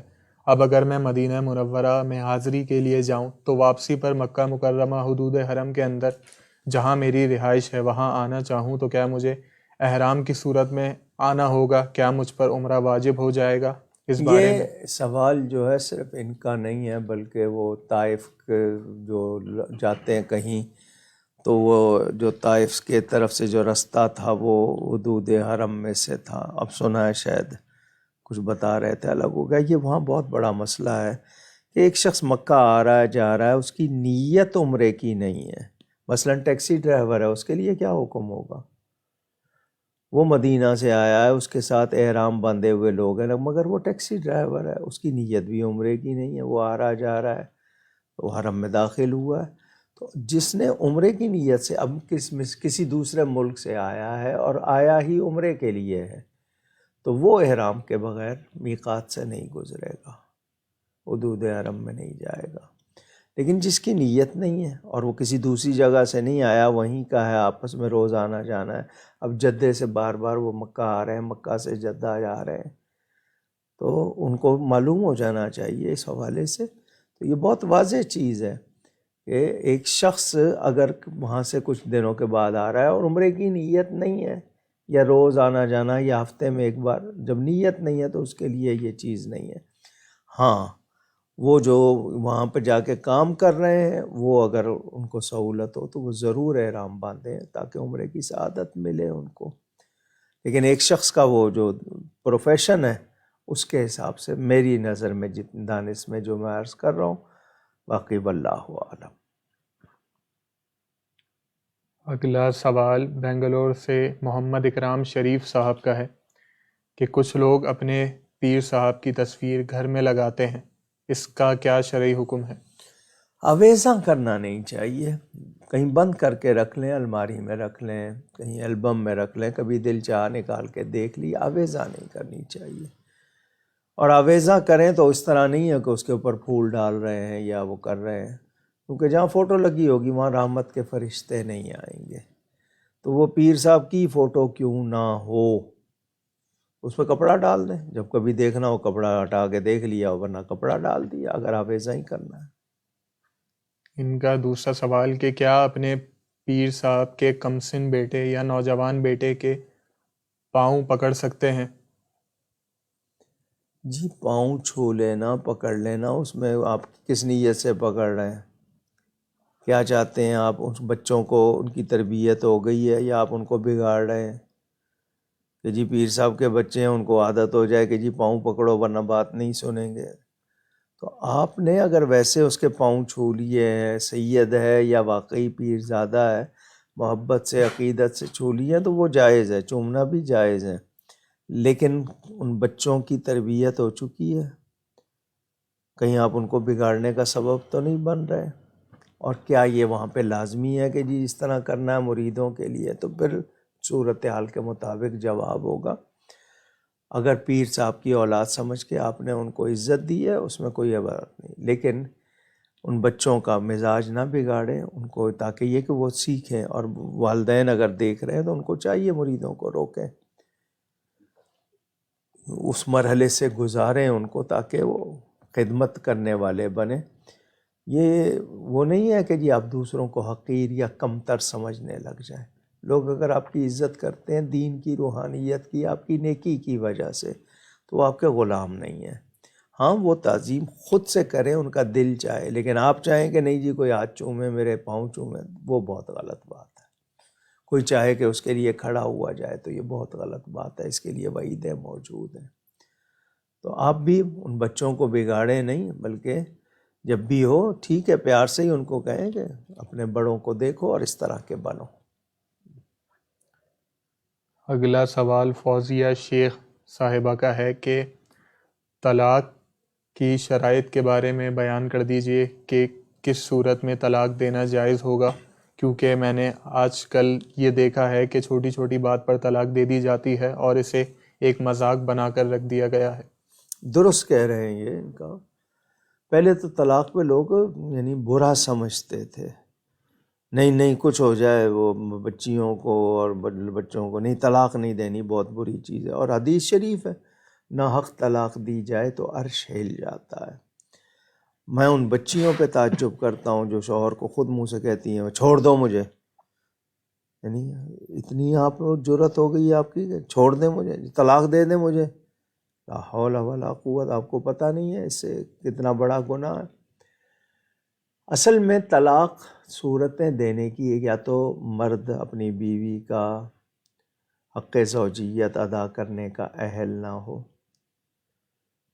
اس کے لیے کچھ بھی نہ کر سکے کھانے پینے کا، یا یہ کہ دونوں میں اس حد تک مار کٹائی ہوتی ہے اور بات بہت زیادہ اور صلح کی کوشش میں ناکام ہوتے ہیں، یعنی اس نے کہہ دیا آئندہ نہیں کروں گا اور پھر وہی کر رہا ہے، تو عورت جبر سہ رہی ہے یا اس پہ ظلم ہو رہا ہے۔ ان صورتوں میں طلاق اگر دی جاتی ہے تو اس میں ہمیں سکھایا گیا کہ جب عورت ماہانہ ایام سے فارغ ہو جائے تو اس کے ساتھ تعلق قائم کرنے سے پہلے ایک طلاق دے، خود بھی اس کے بعد، اور اس کو بھی سوچنے کا موقع دونوں کو مل جائے کہ جی اب جو خطرے کی گھنٹی بج گئی ہے۔ اور پھر رجوع کا ٹائم ہے آپ کے پاس، آپ رجوع نہیں کرتے ہیں، آپ کا یہ ہے کہ جی ٹھیک ہے ابھی بھی چانسز ہے، اگلے مہینے دوسری دے دے، اسی پروسیس سے گزر۔ اب اور زیادہ خطرہ ہو گیا کہ اب ایک رہ گئی ہے، کیونکہ 2 کے بعد تو صلح ہو سکتی ہے لیکن 3 کے بعد کوئی گنجائش نہیں۔ جب اگر آخری دے دی ختم ہو گیا سلسلہ۔ تو گھر والوں کو، رشتہ داروں کو، دوسروں کو بیٹھ کے کس کی غلطی ہے اس کو درست کرنا چاہیے، کوئی وجہ ہے اس کو دور کرنی چاہیے۔ وہ نہیں ہے کہ کپڑے کا رنگ اتر رہا ہے اور ٹانگ نیلی سمجھ کے، بیمار سمجھ کے کاٹ دی گئی، پہلے سمجھنا ہے کہ وجہ کیا ہے۔ تو بہت سے لوگ جو ہوتے ہیں وہ اس معاملے میں اب تو یہ ہے کہ طلاق کو نہ کوئی برا سمجھ رہا ہے، جس کا دل چاہتا ہے، اور مرد جو ہیں بہت سے کچھ زیادتی کرتے ہیں، جو ڈراتے ہیں، تلوار لٹکائے رکھتے ہیں، چھوڑ دوں گا اور یہ کر دوں گا۔ کچھ عورتیں بھی غلط ہیں جو خود منہ سے کہتی ہیں جی چھوڑ دو دیکھا جائے گا کیا کر لو گے تم، یا وہ خود جا کے کہتی ہیں مجھے طلاق چاہیے۔ ڈرامے ہیں نا، افسانے، ڈرامے، ناول بھی اسی طرح کے دکھائے جا رہے ہیں۔ تو طلاق مانگنا، طلاق لینا اگر کوئی خاص وجہ نہیں ہے تو بہت بری بات ہے۔ باقی میں نے جو تھوڑا سا ذکر کیا اس موضوع پر، کتابیں موجود ہیں، ان کو پڑھیں۔ ہمارے ہاں دینی تعلیم ہی نہیں ہے، سیکھنا ہی نہیں چاہتے، ایک دوسرے کے حقوق نہیں معلوم۔ کتنی صورتوں میں مرد جو ہے وہ مجرم ہے، کتنی صورتوں میں عورت مجرم ہے، سیکھتے ہی نہیں ہیں ایک دوسرے کے بارے میں، تو نتیجے میں ناہمواری ہے، معاشرتی بیماریاں ہیں۔ اور اب تو طلاق اس قدر بڑھ گئی، اور پھر کورٹ سے جا کے لے لیتے ہیں وہ خلا، حالانکہ وہ صرف نکاح فسخ ہوتا ہے لیکن اس کو بھی وہ طلاق بنا کے لوگ چلاتے ہیں، کیونکہ بیلف نے نوٹس جو ہے سمن سرو کیا ہے نہیں کیا ہے، بات پہنچی نہیں۔ عجیب حال ہے۔ اور بہت سے لوگ ایسے لفظ منہ سے نکال دیتے ہیں وہ طلاق کے ہوتے ہیں، اور اس وقت ان کی نیت بھی ہوتی ہے لیکن لفظ طلاق نہیں کہا، مطلب یہ کہ دفع ہو جاؤ، چلے جاؤ باپ کے گھر میں، یہ لفظ بھی اگر کہے طلاق کی نیت سے تو طلاق پڑ گئی ہے۔ بہار شریعت میں پڑھیں کہ کتنے وہ اس کی تفصیل ہے۔ میں کیا کہوں، یہ بہت بڑا جرم ہے ہمارے معاشرے میں، اور ہماری عورتیں مظلوم ہیں۔ مرد جو ہیں بہت زیادتی کرتے ہیں، کچھ عورتیں بھی ہیں، سب نہیں ایک جیسے، کچھ عورتوں کی طرف سے زیادتی، لیکن مردوں کی زیادتی جو ہے واضح ہے، خاصی حد تک واضح ہے کہ وہ، کیونکہ روز ہی کیس آتے ہیں سنتا ہوں، بلکہ ان سے کہتا ہوں کہ اگر مردانگی زیادہ دکھانی ہے تو کسی پہلوان کے سامنے جا کے دکھاؤ، اس کمزور عورت پہ کیوں دکھا رہے ہو؟ اللہ تعالی نیکی کی توفیق دے۔ آمین۔ اگلا سوال رفعت عائشہ صاحبہ کا ہے کہ میری ظہر کی نماز قضا ہو جاتی ہے سردیوں میں، کیونکہ گھر پہنچنے تک عصر کی نماز کا وقت شروع ہو جاتا ہے۔ ان کا سوال یہ، تو کیا میں عصر کی نماز سے پہلے 4 رکعت فرض قضا پڑھ کر بعد میں کیونکہ عصر کا وقت شروع ہو جاتا ہے تو عصر کی نماز پڑھ لیتی ہوں، تو کیا یہ طریقہ درست ہے میرا؟ کیا کام کرتی ہیں وہاں کیوں نہیں پڑھ سکتی نکلنے سے پہلے؟ وجہ کیا ہے؟ روز کا معمول ہے، میں غلط بات کی کیسے اجازت دوں گا؟ جب نماز کا وقت ختم ہو گیا ٹھیک ہے، آپ نے وہ پڑھی ہے، وہ آپ کی نماز آپ کی قضا ہوگی، وہ آپ نے چلے قضا پڑھی ہے، پڑھ لی ہے، لیکن یہ روز کیوں ہوتا ہے ایسا؟ کون سی مجبوری ہے کہ اس میں آپ 4 فرض کہیں بھی نہیں پڑھ پائیں؟ یعنی وہاں جگہ نہیں ہے، اجازت نہیں ہے، کام کی نوعیت کیا ہے، آپ وہاں پر کیوں نہیں اس چیز کا اہتمام کر پا رہی؟ اور پھر روز کا معمول ہے تو یہ غلط بات ہے۔ لیکن یہ کہ آپ اگر عصر سے پہلے کیونکہ قضا جو ہوتی ہے نا وہ صرف فرضوں کی یا واجب کی ہوتی ہے، باقی کی قضا نہیں ہوتی ہے۔ تو اگر وقت گزر گیا ہے، آپ نے وہ پڑھی ہے، عصر سے پہلے آپ پڑھ سکتی ہیں۔ اگلا سوال الطاف حسین صاحب کا ہے کہ اگر کوئی پیر صاحب کسی طلاق شدہ عورت کو اپنے سابقہ شوہر کے ساتھ گھر بھیجنا چاہیں تو کیا یہ جائز ہوگا؟ دیکھیں، آپ نے جتنا سوال پوچھا جاتا ہے نا ہم اس کا جواب دیتے ہیں، ہمیں حقیقت نہیں معلوم۔ جتنے الفاظ ہیں آپ کے سوال کے اس کے مطابق پیر صاحب نے اگر بھیجا ہے اور وہ پیر صاحب شریعت کے مسائل جانتے ہیں تو اگر اس کے مطابق کیا ہے تو ٹھیک۔ لیکن یہ کہ 3 طلاقیں ہو گئیں، پیر صاحب کہہ رہے ہیں نہیں میں کہہ رہا ہوں، تو وہ کون سے پیر صاحب ہیں جو شریعت کے خلاف کر رہے ہیں؟ اور پھر کائے کے پیر صاحب ہیں؟ منگل صاحب ہوں گے، وہ پیر صاحب تو نہیں ہوں گے، کیونکہ جو شریعت کے خلاف حکم دے وہ کہاں کا پیر ہے؟ ہاں، کسی کا امتحان کرتے ہوئے جو مشائخ کے واقعات ہیں وہ اور ہیں، شریعت کے خلاف حکم دے رہا ہے تو پھر پیر نہیں ہے۔ تو طلاق کتنی ہوئی ہیں؟ 1 ہوئی ہے، 2 ہوئی ہیں، 3 ہوئی ہیں؟ آپ نے ہمیں نہیں بتایا۔ اور پھر پیر صاحب نے کیا کہہ کے بھیجا ہے؟ وہ پیر صاحب عالم ہیں واقعی، کیونکہ بے علم تو پیر ہوتا ہی نہیں ہے، تو کیا وہ واقعی عالم بھی ہیں یا آج کل کے کاروباری پیروں کی طرح کوئی پیر یا گدی نشین بن گئے اور پڑھا کچھ نہیں؟ تو مسئلہ جاننا ہوگا، اس پہ صحیح چیز آپ بتائیں گے۔ لیکن یہ کہ 3 طلاقوں کے بعد کوئی پیر صاحب یا مولوی صاحب صلح کرا رہے ہیں وہ غلط ہے، وہ درست نہیں ہے۔ والد صاحب قبلہ کی کتاب مسئلہ طلاق ثلاثہ پڑھ لیجئے گا۔ اگلا سوال ساجدہ رحمان صاحبہ کا ہے کہ کیا چاشت کی نماز کی 2 رکعت ہیں؟ 4 ہیں، 2 بھی پڑھ لے کوئی، اگر وہ 2 پڑھتا ہے سہولت ہے تو کم از کم 2 پڑھ لے، لیکن 4 رکعتیں اشراق کی بھی 4 رکعتیں ہیں اور چاشت کی بھی 4 ہیں، کوئی 2 بھی پڑھتا ہے پڑھ لے، نفل نماز ہے، فرض اس کے پورے ہیں، اور فرض پورے ہیں تو 2 بھی پڑھ لے، اللہ برکت دے۔ آمین۔ ان کا دوسرا سوال کہ کیا فوت شدہ بچے جن کا نام نہیں رکھا، ان کا نام اب کیا کافی سال گزرنے کے بعد رکھ سکتے ہیں؟ کیونکہ میں نے سنا ہے کہ اگر نہیں رکھیں گے تو گناہ ہوگا۔ بچے نے پیدا ہو کر سانس لیا یا نہیں لیا، 1 سانس بھی لیا ہے تو اس کا نام بھی رکھیں آپ، اس کا عقیقہ بھی کریں۔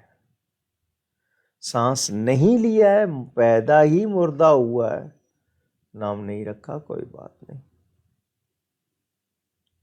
اور آسان طریقہ ہے، بچے کا نام محمد، بچی کا نام فاطمہ رکھ دیں، آمنہ رکھ دیں، کوئی مبارک نام رکھ دیں برکت کے لیے۔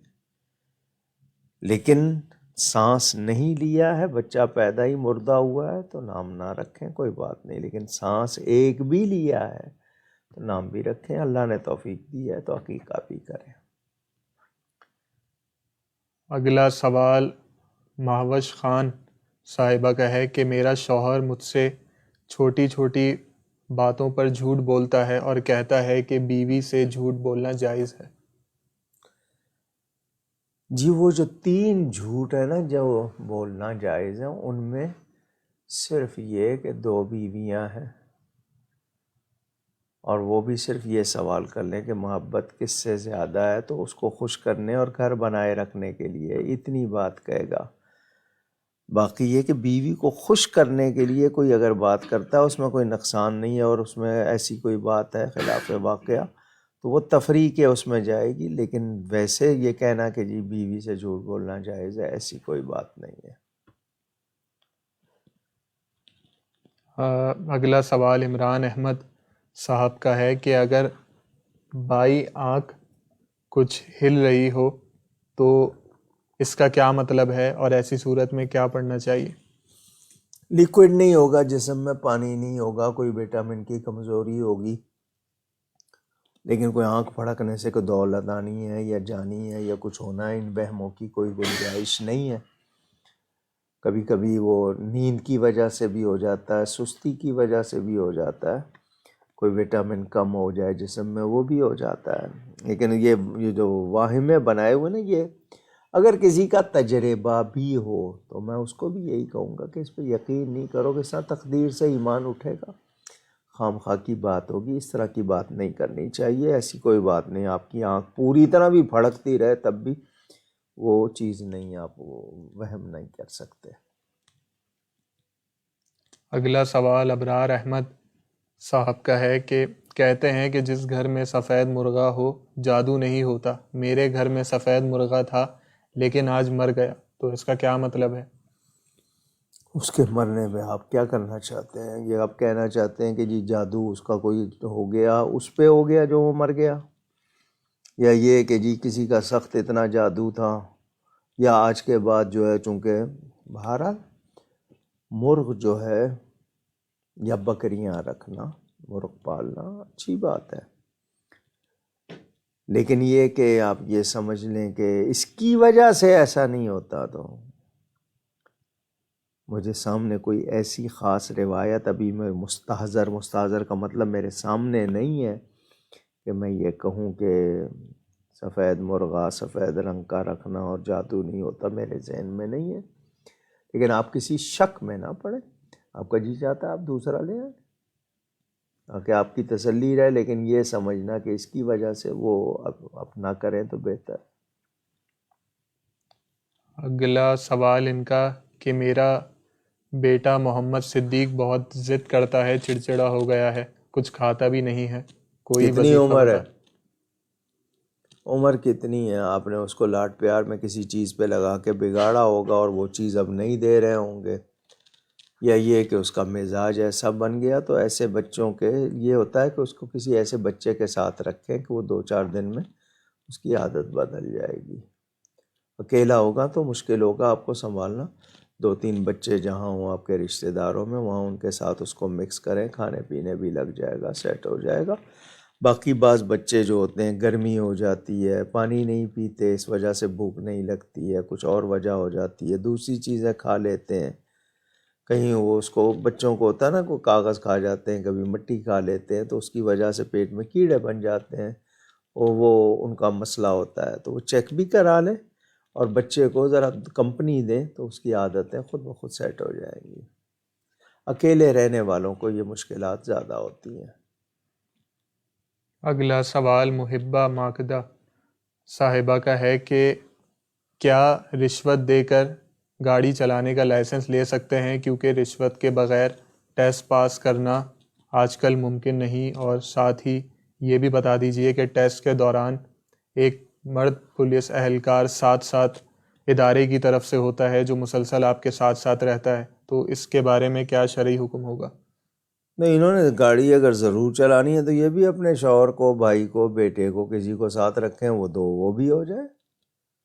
باقی یہ رہا کہ جی ممکن نہیں ہے، یہ ممکن کا لفظ تو آپ نے بڑا کہہ دیا. مشکل کہیں کہ جی مشکل ہو گیا ہے، تو میں نے پہلے بتایا کہ آپ کا کوئی جائز کام ہے اور وہ آپ کا حق ہے اور آپ کو نہیں مل رہا. اول تو یہ کہ اگر آپ گاڑی نہیں، دوسرا کوئی چلانے والا ہے اور آپ اس کے لیے ایسی نہیں ہے کہ جی آپ اس کے لیے حرام کی طرف جائیں. لیکن یہ ہے کہ ہمارے یہاں ماحول بن گیا ہے، سب لوگوں نے ہر جگہ لفافہ کلچر، بھتہ، رشوت. پہلے تو شرماتے تھے، اب تو مانگتے ہیں، منہ سے مانگتے ہیں. آج کل یہی ہو رہا ہے نا، مثلاً 8 بجے کا ٹائم ہے کہ جی دکانیں بند کر دیں، وہ تھانے آ جاتے ہیں، ان کو دے دیتے ہیں پیسے 2-2 گھنٹے، اور وہ یا خود کہہ دیتے ہیں تھانے روز پہنچا دیا کرو، کھولے رکھا کرو، ہم نہیں آئیں گے. یہ خود ہو رہا ہے. گورنمنٹ آگے سے کرونا کرونا کرونا، خود جو حرکتیں جنہوں نے قانون نافذ کرنا ہے، جب ان کا یہ حال ہے تو پھر آپ کیا کر رہے ہیں؟ کیونکہ وہ بھی مجبور ہیں، ان کو اتنی تنخواہیں نہیں ہیں، ان کو مراعات نہیں ہے، نتیجے میں وہ اسی سے لیتے ہیں رشوت وغیرہ، کیونکہ نظام بگڑا ہوا ہے. اللہ تعالیٰ معاف کرے کو سدھارنا بھی نہیں چاہتا. دعوے ہیں جو نئی حکومت آئی ہے اس کو فرصت ہی نہیں ہے سوائے اپوزیشن کی برائیاں گننے سے یا ان کے پرانے بتانے سے کہ جی اتنے عرصے سے یوں، اتنے عرصے سے یوں. یہ ہو رہا ہے، یہی رو رہے ہیں نا کہ پچھلی حکومتیں یہ کر گئے. تم کیا کر رہے ہو؟ جب سے آئے ہو تم نے لوگوں کا راشن تک چھین لیا ہے. تو مصیبت ہو گئی ہے. اب آپ اس پہ ہم سے مسئلہ بھی پوچھیں اور چاہیں کہ ہم جائز بھی کر دیں یعنی یہ ایک عجیب مزاج ہو گیا کہ جی مفتی صاحب سے جائز کروا کے کرنا ہے. تو دیکھیں رشوت کی شریعت میں کوئی گنجائش نہیں، لیکن جہاں آپ کا کوئی جائز کام اور حق ہے اور وہ آپ نے لاکھ کوشش کر لی وہ اس کے بغیر نہیں ہو رہا، تو آپ اس کو دوسرے کو بتا دیں. تم کہہ رہے ہو نا اس کے ذمہ دار تم ہو، تو وہ دینے والا چونکہ مجبور ہے، اس کے بغیر نہیں ہو رہا اور اس کا وہ حق ہے، اس کو چاہیے، تو وہ دینے والا مجرم نہیں ہوگا، لینے والا ہوگا. لیکن اس کو جتا دے اور خوش دلی سے نہ دے، پہلے پوری کوشش تو کر لے، اور اگر کوئی ایسی ضروری چیز نہیں ہے تو اس کے لیے گنجائش نہ نکالے. ان کا دوسرا سوال یہ کہ آج کل لوگوں کی عادت بن گئی ہے کہ بات بات پر حکومت کے لوگوں کی برائیاں کرتے ہیں، تو کیا یہ غیبت میں کاؤنٹ ہوگا؟ غیبت وہ ہوتی ہے جو ہم اس کے سامنے نہ کریں، تو سب کر رہے ہیں نا. کسی شخص کی ایسی بات اس کے منہ پہ نہیں کرنا اور پیچھے کرنا، بری بات جو اس کے سامنے کرنے سے آپ جھجکتے ہیں، غلط بات کرتے ہیں، وہ تو پھر تہمت ہو جاتی ہے نا. تو یہ جو چیز ہے نا اس طرح کا، اس کو اس میں غیبت میں اس طور پہ نہیں لیا جائے گا صرف جو پالیسیوں کے بارے میں، لیکن کسی فرد کے بارے میں کہ نہیں جی وہ رشوت لیتا ہے یوں ہے، تو جب تک پتہ نہیں ہے آپ کیسے کہہ رہے ہیں. یقینی طور پر ہے دوسروں کو بچانے کے لیے، کیونکہ اس کو الفاجر حدیث میں ہے جو بدکار ہے اس کا ذکر کرو، کئی یحذرہ الناس، تاکہ لوگ اس سے بچیں. تو مقصد کیا ہوتا ہے؟ یہ تنقید بھی کہلاتی ہے، کہیں ان کے اوپر جو کرٹیسزم یا ان کے بارے میں منفی بات کرنا، اس لیے کہ وہ اپنی پالیسیاں درست کریں. اور پھر اب ٹیکنالوجی کے زمانے میں چھپانا مشکل ہو گیا. پہلے تو یہ نا کہ چلو دبا لیا، اب یہ کہ خبر جو ہے وہ عام ہو جاتی ہے. اچھا یہ ایسے ایپس نکل رہی ہیں کہ اگر آپ دوسرے کے فون میں کہ وہ کس سے بات کر رہے ہیں آپ اس کا وہ نکال سکتے ہیں. ایسی ایپس بنانے کا مطلب اس پہ کوئی نہیں پوچھے گا کہ جائز ہے یا نہیں، اس کو فوراً انسٹال کر لیں گے اور شروع ہو جائیں گے. اصل میں ہمارے ہاں ابتدا میں ہی دین کی تربیت ہو جاتی تھی، بچے کو شعور آنے تک اس کو بہت سی باتیں معلوم ہو جاتی. اب سکھایا نہیں جاتا اور سیکھنا بھی نہیں چاہتے. دین سیکھ لیں گے تو عمل نہیں کریں گے، بھی اپنی خواہشیں جو ہیں وہ پھر کہاں سے پوری کریں گے. کیا کہوں میں اس کے بارے میں، مجھے بتائیں آپ. کس کس کو روئیں ہم یہاں پر؟ تو بعض سی باتیں خود سمجھ آتی ہیں، آدمی خود فیصلہ کر لیتا ہے اگر آپ سمجھدار ہیں تو. اگلا سوال عمیر حسان صاحب کا ہے کہ اگر کسی کا دل دکھایا ہو اور وہ انسان فوت ہو جائے تو اب معافی کیسے ملے گی؟ اب نے دل دکھایا اور اس کے کوئی گواہ ہیں تو ان کے سامنے معافی مانگے، باقی اللہ سے توبہ کریں اور اس شخص کے لیے ایصال ثواب کریں. جتنا دل دکھایا ہے اتنی ہی زیادہ اس کے ساتھ کوئی نیکی کریں تاکہ یہ کہ اس کی روح خوش ہو جائے. اور اگر اس کے کوئی اور گواہ ہیں انہیں بھی معلوم ہے تو ان سے کہے کہ جی میں توبہ کرتا ہوں، میں معافی چاہتا ہوں. اگلا سوال احسن خان صاحب کا ہے کہ اکثر دیکھنے میں آتا ہے کہ شوبز سے تعلق رکھنے والے ایکٹرز اور ایکٹریسز اور سنگرز پکی توبہ کر لیتے ہیں، لیکن لا علمی کی وجہ سے بد مذہب علماء کو اپنا آئیڈیل بنا کر نماز، داڑھی اور پردے کا اہتمام کرنے لگ جاتے ہیں. تو اس صورت میں کیا شرعی حکم ہوگا؟ دیکھیں جب تک میں کسی کے بارے میں واقعی طور پر پوری طرح نہیں جانتا میں اس کے بارے میں کچھ نہیں کہوں گا، لیکن کچھ مثالیں سامنے ہیں، پڑھے نہیں ہیں، سیکھا نہیں ہے، لیکن وہ ہو گئے، تو ان کے لیے یہی دعا کریں گے کہ اللہ ان کو راہ ہدایت دے. اب تبلیغ کرنا ایک حد تک ہوتا ہے کہ اس کی جہاں تک اس شخص کو اجازت ہے جو عالم نہیں ہے، ایک حد تک. باقی جس نے مسئلے بیان کرنے اس کو عالم ہونا چاہیے، پوری طرح آگاہ ہونا چاہیے. تو توبہ کی توفیق ملی ہے گناہ سے، وہ تو بہت اچھی بات ہے. اب یہ کہ وہ بد مذہب عقیدے برے ہیں تو پھر یعنی پہلے تو صرف گناہ گار تھے، اب تو بے ایمان ہو گئے. اللہ تعالیٰ ہدایت دے. آمین. اگلا سوال محمد نجیب ماکدہ صاحب کا ہے کہ کیا کھانے سے پہلے نمک کھانا سنت ہے؟ روایتوں میں ملتا ہے حضرت علی کرم اللہ تعالی وجہ الکریم کے حوالے سے بات کرتے ہیں کچھ لوگ کہ کھانے کو نمک سے شروع کرنا، نمک پہ ختم کرنا، یعنی اس کو پہلے ایک چٹکی جیسے چھو کے لے لیا، پور پہ لے کے، بعض روایتوں میں ان کے حوالے سے ملتا ہے۔ حضور صلی اللہ علیہ وسلم تو یعنی سبزی، کوئی سبز رنگ کی چیز جیسے کوئی بھی ہو، اور ان کا تو یہ کہ سوکھے ٹکڑے اور کتنے عرصے تک کھانا نہیں ہوتا تھا، صرف کھجوروں پہ گزارا ہوتا تھا۔ نبی پاک صلی اللہ علیہ وسلم کے حوالے سے، یہ نمک کے حوالے سے ایسی بات نہیں سنی۔ حضرت علی کا کسی نے قول بتایا ہے، اس کا ذکر کیا ہے، لیکن یہ کہ وہ کہاں مستند ہے یا نہیں اس کا بھی نہیں پتہ۔ سبحان صاحب کا سوال ہے کہ واش روم کی سیٹ کی اگر پشت قبلہ کی طرف ہو تو کیا حکم ہوگا؟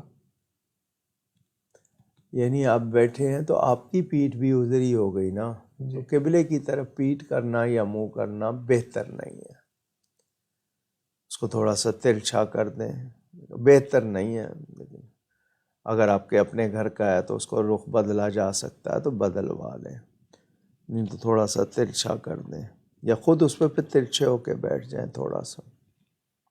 اگلا سوال اعظم بیگ صاحب کا ہے کہ اکثر لوگ کہتے ہیں کہ قبرستان سے آ کر فوراً نہا لو یا ہاتھ اور پیر اچھی طرح دھو لو، اس کی کیا وجہ ہے؟ جو لوگ کوئی وہاں کی مٹی نہ لگ کے آئے آپ کے ساتھ گھر میں، اس حوالے سے صرف ہے، باقی یہ کہ قبرستان سے آنے کے بعد نہانا کوئی مسئلہ نہیں ہے۔ کوئی آلودگی لگ گئی ہے، وہ جو پاؤں وغیرہ کہتے ہیں کہ وہاں کی مٹی وہیں رہنی چاہیے، دوسری نہیں آنی چاہیے، اس حوالے سے کہتے ہوں گے کہ دھو لے، لیکن یہ کہ کوئی نجاست لگی ہے، وہ قبرستان سے لگی ہے یا کہیں سے لگی ہے، وہ تو دھونی ہے، لیکن صرف قبرستان جا کے آپ پر کوئی غسل لازم نہیں ہو جاتا ہے، ایسی کوئی بات نہیں۔ کسی نے غسل دیا ہو کسی دوسرے کو تو اس میں شبہ ہے کہ اس کے کپڑوں پہ کوئی ایسی چیز یا بدن پہ لگ گئی تو اس کو احتیاطاً کہتے ہیں غسل کر لیں، لیکن یہ بات میں نے پہلی بار سنی ہے کہ جی قبرستان سے آ کے نہاؤ، اللہ کی پناہ، پتہ نہیں کس نے کر دی۔ اگلا سوال حافظ محمد عثمان صاحب کا ہے کہ سب سے افضل درود شریف کون سا ہے؟ کتنی بار ہم اس کا جواب دے چکے ہیں، شاید ہی انہوں نے وہ پروگرام نہیں سنا ہوگا۔ سب سے افضل درود شریف درود ابراہیمی ہے، حضور صلی اللہ علیہ وسلم نے تعلیم کیا ہے۔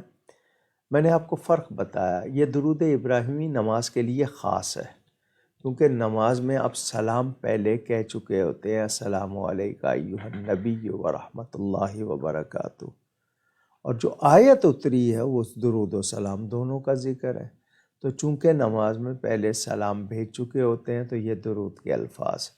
اگر نماز سے باہر آپ اس کو پڑھیں تو اللہم صلی وسلم علی سیدنا محمد وعلی آل سیدنا محمد کما صلیت وسلمت علی سیدنا ابراہیم وعلی آل ابراہیم انک حمید مجید، تو وسلم بڑھا لیں کیونکہ آیت میں درود و سلام دونوں کا ذکر ہے۔ باقی ہر وہ درود، اب صلی اللہ علیہ وسلم حدیث کی ہر کتاب میں یہ لکھا ہوا ہے، صلی اللہ علیہ وآلہ وسلم یہ بھی لکھا ہوا ہے، تو جو بھی درود جس میں کوئی غلط لفظ نہیں ہے، غلط صیغہ نہیں ہے، سب درست ہے، لیکن آپ نے چونکہ افضل ہونے کا پوچھا ہے تو وہ خود حضور سے نے تعلیم فرمایا، تو میں نے بتا دیا وہ پوچھا کس نے کہ جی ہمیں یہ تو پتہ چل گیا کہ آپ پہ سلام کیسے کرنا ہے، اب بتائیں کہ درود کیسے بھیجنا ہے، تو چونکہ آیت میں درود و سلام دونوں کا ذکر، اتحیات میں سلام بھی ہو گیا، درود بھی ہو گیا، تو اب نماز سے باہر آپ صرف پڑھیں گے تو صرف درود رہے گا، پھر سلام کا کیا ہوگا؟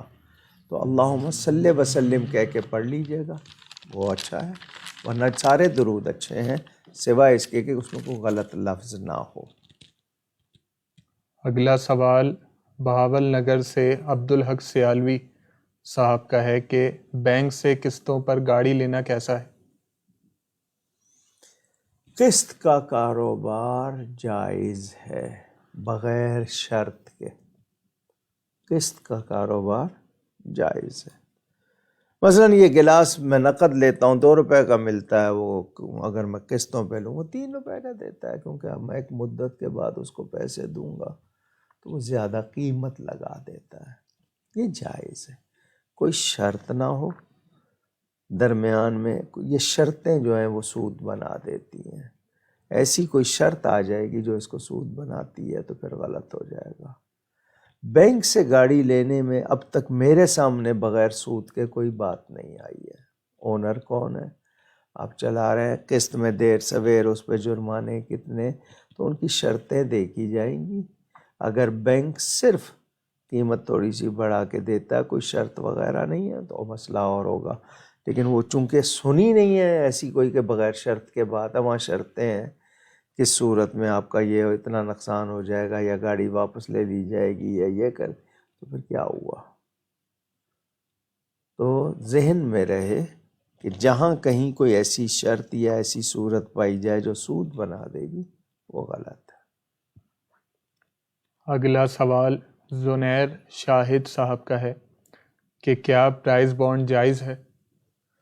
جو آپ کو حکومت کی طرف سے ملتے ہیں، اسٹیٹ بینک کی طرف سے ملتے ہیں پرائز بانڈ، وہ نوٹ کی طرح ہیں. آپ جب چاہیں جا کے بنوا لیں، وہ آپ کو دے دیتے ہیں. اس کی کوئی مدت نہیں، کوئی کٹوتی نہیں. اگر اس پہ کوئی کٹوتی آ جائے، مدت آ جائے، پھر ختم ہو جائے گی بات، پھر وہ جائز نہیں رہیں گے. یہ انعامی بانڈ جو گورنمنٹ دیتی ہے، جس پہ کوئی کٹوتی نہیں ہے، اور وہ جب چاہیں کیش کرا لیں، کوئی مدت نہیں ہے، وہ جائز ہیں. ان کا انعام بھی جائز ہے. سویڈن سے سعدیہ مغل صاحبہ کا سوال ہے کہ اگر کسی نے آپ کو بہت ستایا ہو اور آپ کا بہت نقصان کیا ہو اور آپ اسے بھلا نہ پا رہے ہوں، تو اس صورت میں کیا اس ستانے والے کو بد دعا دے سکتے ہیں؟ لفظ بد دعا ہمارے ہاں اردو میں رائج ہو گیا، یعنی اس کے نقصان کی دعا کرنا، اس کے لیے بری چیز چاہنا، دعائے ضرر. بہرحال بد دعا کا رائج ہے، لوگوں کے منہ پہ چڑھا ہوا ہے، کہتے ہیں لوگ. حالانکہ بری دعا مانا تو یہی ہوگا نا کہ اس کے لیے برا پکارنا، کہنا. عزت نفس مجروح ہو جائے بہت تو منہ سے نکل جاتے ہیں لفظ. اللہ کے سپرد کر دیں، یا اللہ تو ہی منتقم ہے، انتقام لینے والا. تو اگر اس نے میرا دل دکھایا، میں اس کا معاملہ تجھ پہ چھوڑتا ہوں، بجائے اس کے کہ اس کا یوں ہو جائے، یوں ہو جائے. وہ بعض صورتوں میں وہ درست ہے، بعض صورتوں میں وہ بھی کر سکتے ہیں، لیکن ہر صورت میں نہیں. نہیں تو یہ کہ ہر شخص دوسرے کے لیے کرنے لگ جائے گا، بھائی بہن کے لیے، بھائی آپس میں، جس طرح وہ کئی رشتے دار رہے ہیں، تو کوئی ایسے نوبت ہو تو یہ ہو سکتا ہے کہ انہوں نے ہمارا دل دکھایا، یا اللہ تو ان کو ہماری طرف سے تو بدلہ لے لے، یہ کہنے کی بجائے نہیں کہ یہ تباہ ہو جائے، برباد ہو جائے. تو ویسے مسلمان کے لیے ایسا نہیں کرنا چاہیے، لیکن اس حد تک اس نے پہنچایا ہے تو منہ سے نکل جاتا ہے. احتیاط کریں. ہاں اگر آپ کو واقعی اس کے اوپر ہے تو یہ کہ جی وہ بھگتے گا وہ خود بھی، کیونکہ یہ کیا کہتے ہیں آپ کے ہاں لفظ رائج ہیں، اپنی شامت اعمال بھی کہتے ہیں آپ، اور آپ وہ کیا کہتے ہیں، جیسی کرنی ویسی بھرنی. جیسی کرنی ویسی کرنی، اور بھرنی، اور کیا ہے وہ جو لفظ کہتے ہیں، عربی کے الفاظ ہیں جو اردو میں رائج ہے، میرے منہ پہ نہیں آ رہا ہے اس وقت. وہ آپ کے یہاں کہتے ہیں کہ جی چونکہ انہوں نے کیا تھا اس لیے اس کے سامنے آ رہا ہے. اللہ تعالیٰ سے ان کے لیے دعا کریں کہ یا اللہ ان کو ہدایت دے، اور یہ اگر سرکش ہیں تو یا اللہ مجھے ان کے ظلم سے بچا، اور میں ان کا معاملہ تجھ پہ چھوڑتا ہوں یا چھوڑتی ہوں. اس طرح کہیں تو زیادہ بہتر ہے. اگلا سوال پشاور سے راجہ سجاد احمد صاحب کا ہے کہ جمعے کے خطبے کے پہلے حصے میں ہاتھ باندھتے ہیں جبکہ دوسرے حصے میں رانوں پر رکھتے ہیں، اس کی وجہ بتا دیجیے. چونکہ پہلے حصے میں قرآن پڑھا جاتا ہے، حدیث پڑھی جاتی ہے، وہ ادب سے، دوسرے میں سلام ہوتا ہے، کھول دیتے ہیں وہ، مطلب اور دعا ہوتی ہے. کیونکہ خطبے میں 4 چیزیں ضروری ہیں: قرآن، حدیث، دعا اور درود شریف. یہ 4 چیزیں لازمی ہیں. تو وہ ادب سے ہے، اور چونکہ نماز کا وقت دیا گیا ہے، اس کو 2 رکعتیں کم کر کے خطبے کو دیا گیا ہے، تو ادب سے سننا ہے، اس میں ادب ہے، لازمی نہیں ہے. اگلا سوال ابو ظبی سے محمد عمران مشکور صاحب کا ہے کہ طلاق شدہ خاتون کتنے دن بعد شادی کر سکتی ہے؟ اگر 1 ہفتے بعد کر لے تو کیا شرعی حکم ہوگا؟ کیا مطلب؟ اس کو طلاق 1 ہفتے پہلے ہوئی ہے جی عورت کو، جی اس کی عدت کہاں جائے گی؟ 1 ہفتے پہلے ایسی عورت کو طلاق ہوئی ہے جو غیر مدخولہ ہے، یعنی اس کے شوہر کے میاں بیوی کے تعلقات قائم نہیں ہوئے، خلوت صحیحہ نہیں ہوئی، شہوت کے ساتھ ایک دوسرے کو نہیں چھوا، بوس و کنار نہیں ہوئے، اس کے لیے کہ وہ غیر مدخولہ ہے، اس کی عدت نہیں ہوتی ہے۔ لیکن جس کی عدت ہے پھر وہ کہاں جائے گی؟ اور عدت سے پہلے نکاح کرنا غلط ہے۔ اگلا سوال محمد عدنان صاحب کا ہے، اگر رہائش کراچی میں ہو اور جاب حیدرآباد میں اور روز جاب کے لیے کراچی سے حیدرآباد جانا ہو تو ایسے میں سفر میں اور حیدرآباد میں نماز قصر اس پڑھنا کی ہوگی؟ ڈیوٹی ہے، اس نے اگر وہ ڈیوٹی لی ہے تو وہ مسافر نہیں ہے۔ اس نے ڈیوٹی یہی لی ہے کہ جی روز جانا ہوگا، روز آنا ہوگا، تو وہ مسافر نہیں ہے، پوری پڑھیں گے۔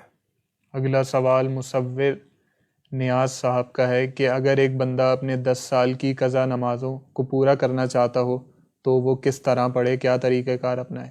صرف اس میں بتایا کہ 4 رکعت والی نماز میں آسانی یہ ہے کہ تیسری چوتھی رکعت میں سورہ فاتحہ کی جگہ سبحان اللہ کہہ لے 3 مرتبہ، اور تسبیحات 1 مرتبہ پڑھ لے تاکہ اس کے لیے پڑھنا آسان ہو۔ باقی یہ کہ وہ ہر نماز کے ساتھ پڑھتا ہے، اکٹھی وہ الگ سے پڑھ لیتا ہے۔ 20 رکعتیں ہوتی ہیں نا روز کی لازمی، 17 فرض ہیں اور 3 وتر ہیں، تو اکٹھے پڑھ لے ہر نماز کے ساتھ۔ ایک نماز مثلا ظہر کی پڑھی ہے تو 1 قضا پڑھ لی، 7 عصر کی پڑھی ہے تو 7 قضا پڑھ لی، اور اکٹھی ایک وقت میں وہ 20 رکعتیں پڑھنا چاہتا ہے۔ صرف وہ پڑھائی میں آسانی کے لیے بتا دیا کہ 4 رکعت والی نماز میں تیسری چوتھی میں سورہ فاتحہ کی جگہ 3 مرتبہ سبحان اللہ کہہ لے، اور رکوع سجدے میں 1 بار تسبیح پڑھ لے، یہ آسانی ہے اس کے لیے۔ یہ آج کا آخری سوال انشاءاللہ، جو سوالات رہ جائیں گے وہ اگلی نشست میں ابتدا میں لے لیے جائیں گے۔ آپ لوگ اپنے سوالات واٹس ایپ کے تھرو بھیج سکتے ہیں یا پھر پیج ان باکس کے تھرو۔ اسی لائیو اسٹریم اگر ختم بھی ہو جاتی ہے تب بھی آپ اگلی جمعرات سے پہلے اس لائیو اسٹریم کے کامنٹ سیکشن میں اپنے سوالات لکھ کر بھیج سکتے ہیں، یا پھر اگر واچ پارٹی ہو کسی اور پیج پر تو آپ اس کے کامنٹ سیکشن میں لکھ سکتے ہیں اگلی جمعرات سے پہلے، یا پھر پیج ان باکس اور واٹس ایپ کی سہولت تو آپ کے پاس موجود ہی ہے، آپ وہاں پہ بھیج سکتے ہیں۔ اگلا سوال، آخری سوال صدام خان صاحب کا ہے کہ قبرستان کے میں جو قبریں ہوں ان کے اوپر جو گھاس اگ جاتی ہے تو اس کی کٹائی کرنا کیسا ہے؟ بہت زیادہ بڑھ جاتی ہے تو صفائی کے لیے کٹائی کر سکتے ہیں، لیکن بالکل اکھیڑے گا تو وہ تسبیح کا سلسلہ بند ہو جائے گا۔ تو صرف کٹائی ہے کہ تاکہ وہ صفائی کے لیے وہ کر سکتے ہیں، وہ صاف ستھرا رکھنے کے لیے اس کی ترتیب میں بناوٹ میں وہ ذرا خوشنما لگے وہ کیا جا سکتا ہے۔ وہ یہ ہو گیا اتنی بڑھ گئی ہیں کہ جی وہاں پر صفائی نہیں ہو رہی ہے اور اس کی وجہ سے وہ پتہ نہیں چل رہا، تو مناسب حد تک آپ گھاس دوسری جگہوں پہ بھی تو کاٹتے ہیں نا، تو کاٹنے میں کوئی حرج نہیں ہے۔ اکھیڑنا جو بالکل ختم کرنا وہ اور معاملہ ہوتا ہے۔ ناظرین و سامعین، میں نے شروع میں آپ کے سامنے جو ذہن صاحب نے بتایا تھا ایک خدشہ، وہ عرض کر دیا ہے۔ جو ہمارے پروگرام میں دیر سے شامل ہوئے ہیں وہ میری ابتدائی گفتگو ضرور سن لیں تاکہ ان کو پتہ رہے اگر کوئی ایسا سانحہ ہوا یا ایسی بات وقوع پذیر ہوئی، یعنی واقعتاً ہو گئی، تو آپ کو بتایا، اس کا ذکر کیا ہے۔ تو جو بعد میں پروگرام میں شامل، جو شروع سے جب 10:30 بجے ہم شروع کرتے ہیں اس وقت سے شامل ہیں، انہوں نے سن لی ہوگی۔ جو بعد میں آئیں وہ ذرا میری آج کی ابتدائی گفتگو سن لیجیے گا احتیاطاً۔ باقی گفتگو میں کوئی غلطی ہوئی ہو اللہ کی بارگاہ میں توبہ کرتے ہیں، میں توبہ کرتا ہوں خاص طور پر۔ مہینہ شروع ہوا ہے جمادی الاولیٰ، جس کو جمادی الاول بھی کہتے ہیں، اور آج 17 ستمبر حضرت مولانا روم رحمۃ اللہ علیہ کے عرس شریف کا دن۔ بزرگوں کی یاد ہوتی ہے، بڑا فائدہ۔ جو ہستیاں دنیا سے چلی گئیں ان کے لیے دعائے مغفرت ہے، اللہ تعالیٰ ان کی مغفرت فرمائے۔ آمین۔ جو بیمار ہیں ان کے لیے دعا ہے کہ اللہ تعالیٰ ان کو شفا عطا فرمائے۔ آمین۔ بہت سے علاقوں سے بہت سے لوگوں کا ذکر آتا ہے، کچھ کا ذکر کر دیتا ہوں، کبھی رہ بھی جاتا ہے۔ بہرحال آپ سب کا بہت شکریہ۔ یہ اب نام سنائیں گے آپ کو شرکاء کے، اس میں بھی یہی ہوتی ہے کوشش کہ آپ کو وہ کہ بھی آپ کا ذکر آیا، ہمیں معلوم ہے، تسلی کے لیے کسی کا نام رہ جائے جان بوجھ کے نہیں چھوڑا جاتا۔ ہو سکتا ہے لکھنے والے سے وہ اسکرول کرتے ہوئے کوئی آگے پیچھے ہو گیا، کبھی کوئی نام رہ جائے تو ناراض نہ ہو، اور یہ صرف آپ کو شامل کرنے کے لیے کہ آپ کی خوشی ہو۔ یہ نام بتا دیں گے کس کس نے کال کی اور کس نے صرف تعریف کی، اور کسی نے اگر کوئی تجویز بھی دی یا کوئی خرابی بیان کی تو اس کا بھی نام آئے گا۔ اس کو نہیں ہے کہ اس کو نکال دیا جائے گا، وہ نام آپ سن لیجئے۔ ہم ان تمام افراد کا شکریہ ادا کرتے ہیں جنہوں نے اپنے سوالات ہم تک بھیجے، یا وہ جنہوں نے اپنے تعریفی کلمات سے ہمیں نوازا، جن میں ندیم احمد شیخ صاحب، محمد اکرام شریف صاحب، واصف عارف صاحب، یوسف علی کشکیلی صاحب، خاص خیلی صاحب، منصور صاحب، ناصر علی قادری صاحب، زید خان صاحب، حافظ ظہیر صاحب، ریحان صاحب، وسیم مدنی صاحب، جمشید خان صاحب، محبہ ماکدہ صاحبہ، عالیہ فاروق صاحبہ، سامد ضیاء صاحب، راجہ سجاد احمد بھٹی صاحب، عادل اکبر بزدار صاحب، عزیز عزیز صاحب، سیف الدین صاحب، دانیال غفور صاحب، محمد اکرم صاحب، ماجد کمال نقوی صاحب، عائشہ خان صاحبہ، مزمل نیاز صاحب، محمد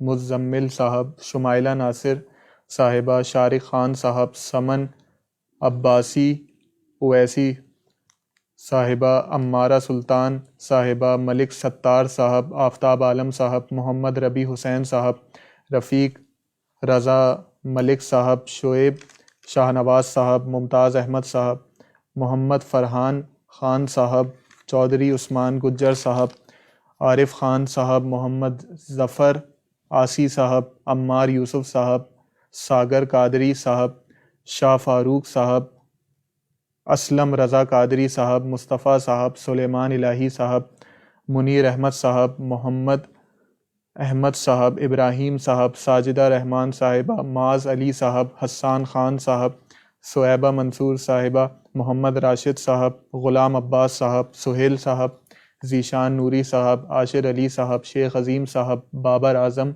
صاحب، زنیر شاہد صاحب، ساجدہ رحمان صاحبہ، فخر حیات صاحب، محمد فیضان خان صاحب، عمیر حسین صاحب، صدام شیخ صاحب، محمد عدنان صاحب، راجہ الیاس صاحب، مصباح الدین عابدین صاحب، زہیب شیخ صاحب، قاری محمد یونس قادری صاحب، شہیر سمیر صاحب، شہریار حیدر صاحب، اعجاز صاحب، اقبال امام الدین صاحب، فیصل گجر صاحب، راشد حمید صاحب، اصغر علی صاحب، شاہد اقبال قریشی صاحب، حافظ امان اعجاز صاحب، وقاص خان صاحب، حنا حیدر صاحبہ، عدنان اقبال صاحب، آصف اقبال صاحب، مشتاق احمد حسینی صاحب، شکیل احمد صاحب، عدنان علی صاحب، مصور نیاز صاحب، ہما شیخ صاحبہ، امین بیگ صاحب، ام ہادی صاحبہ، محمد صاحب، زنیر شاہد صاحب،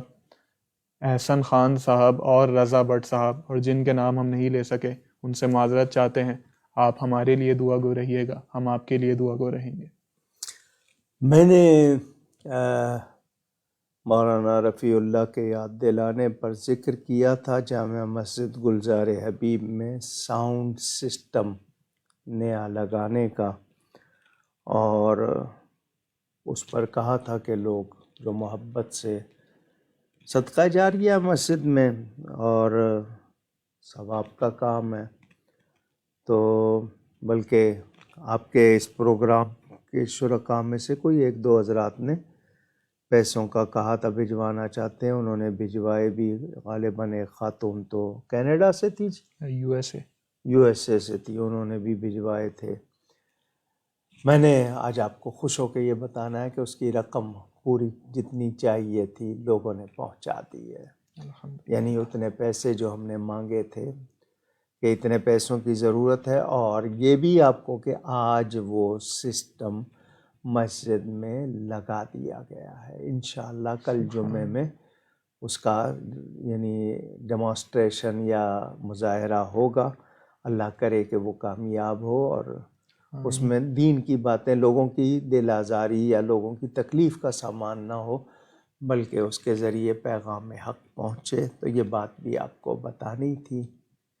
آپ سب کا بہت شکریہ. السلام علیکم ورحمۃ اللہ وبرکاتہ.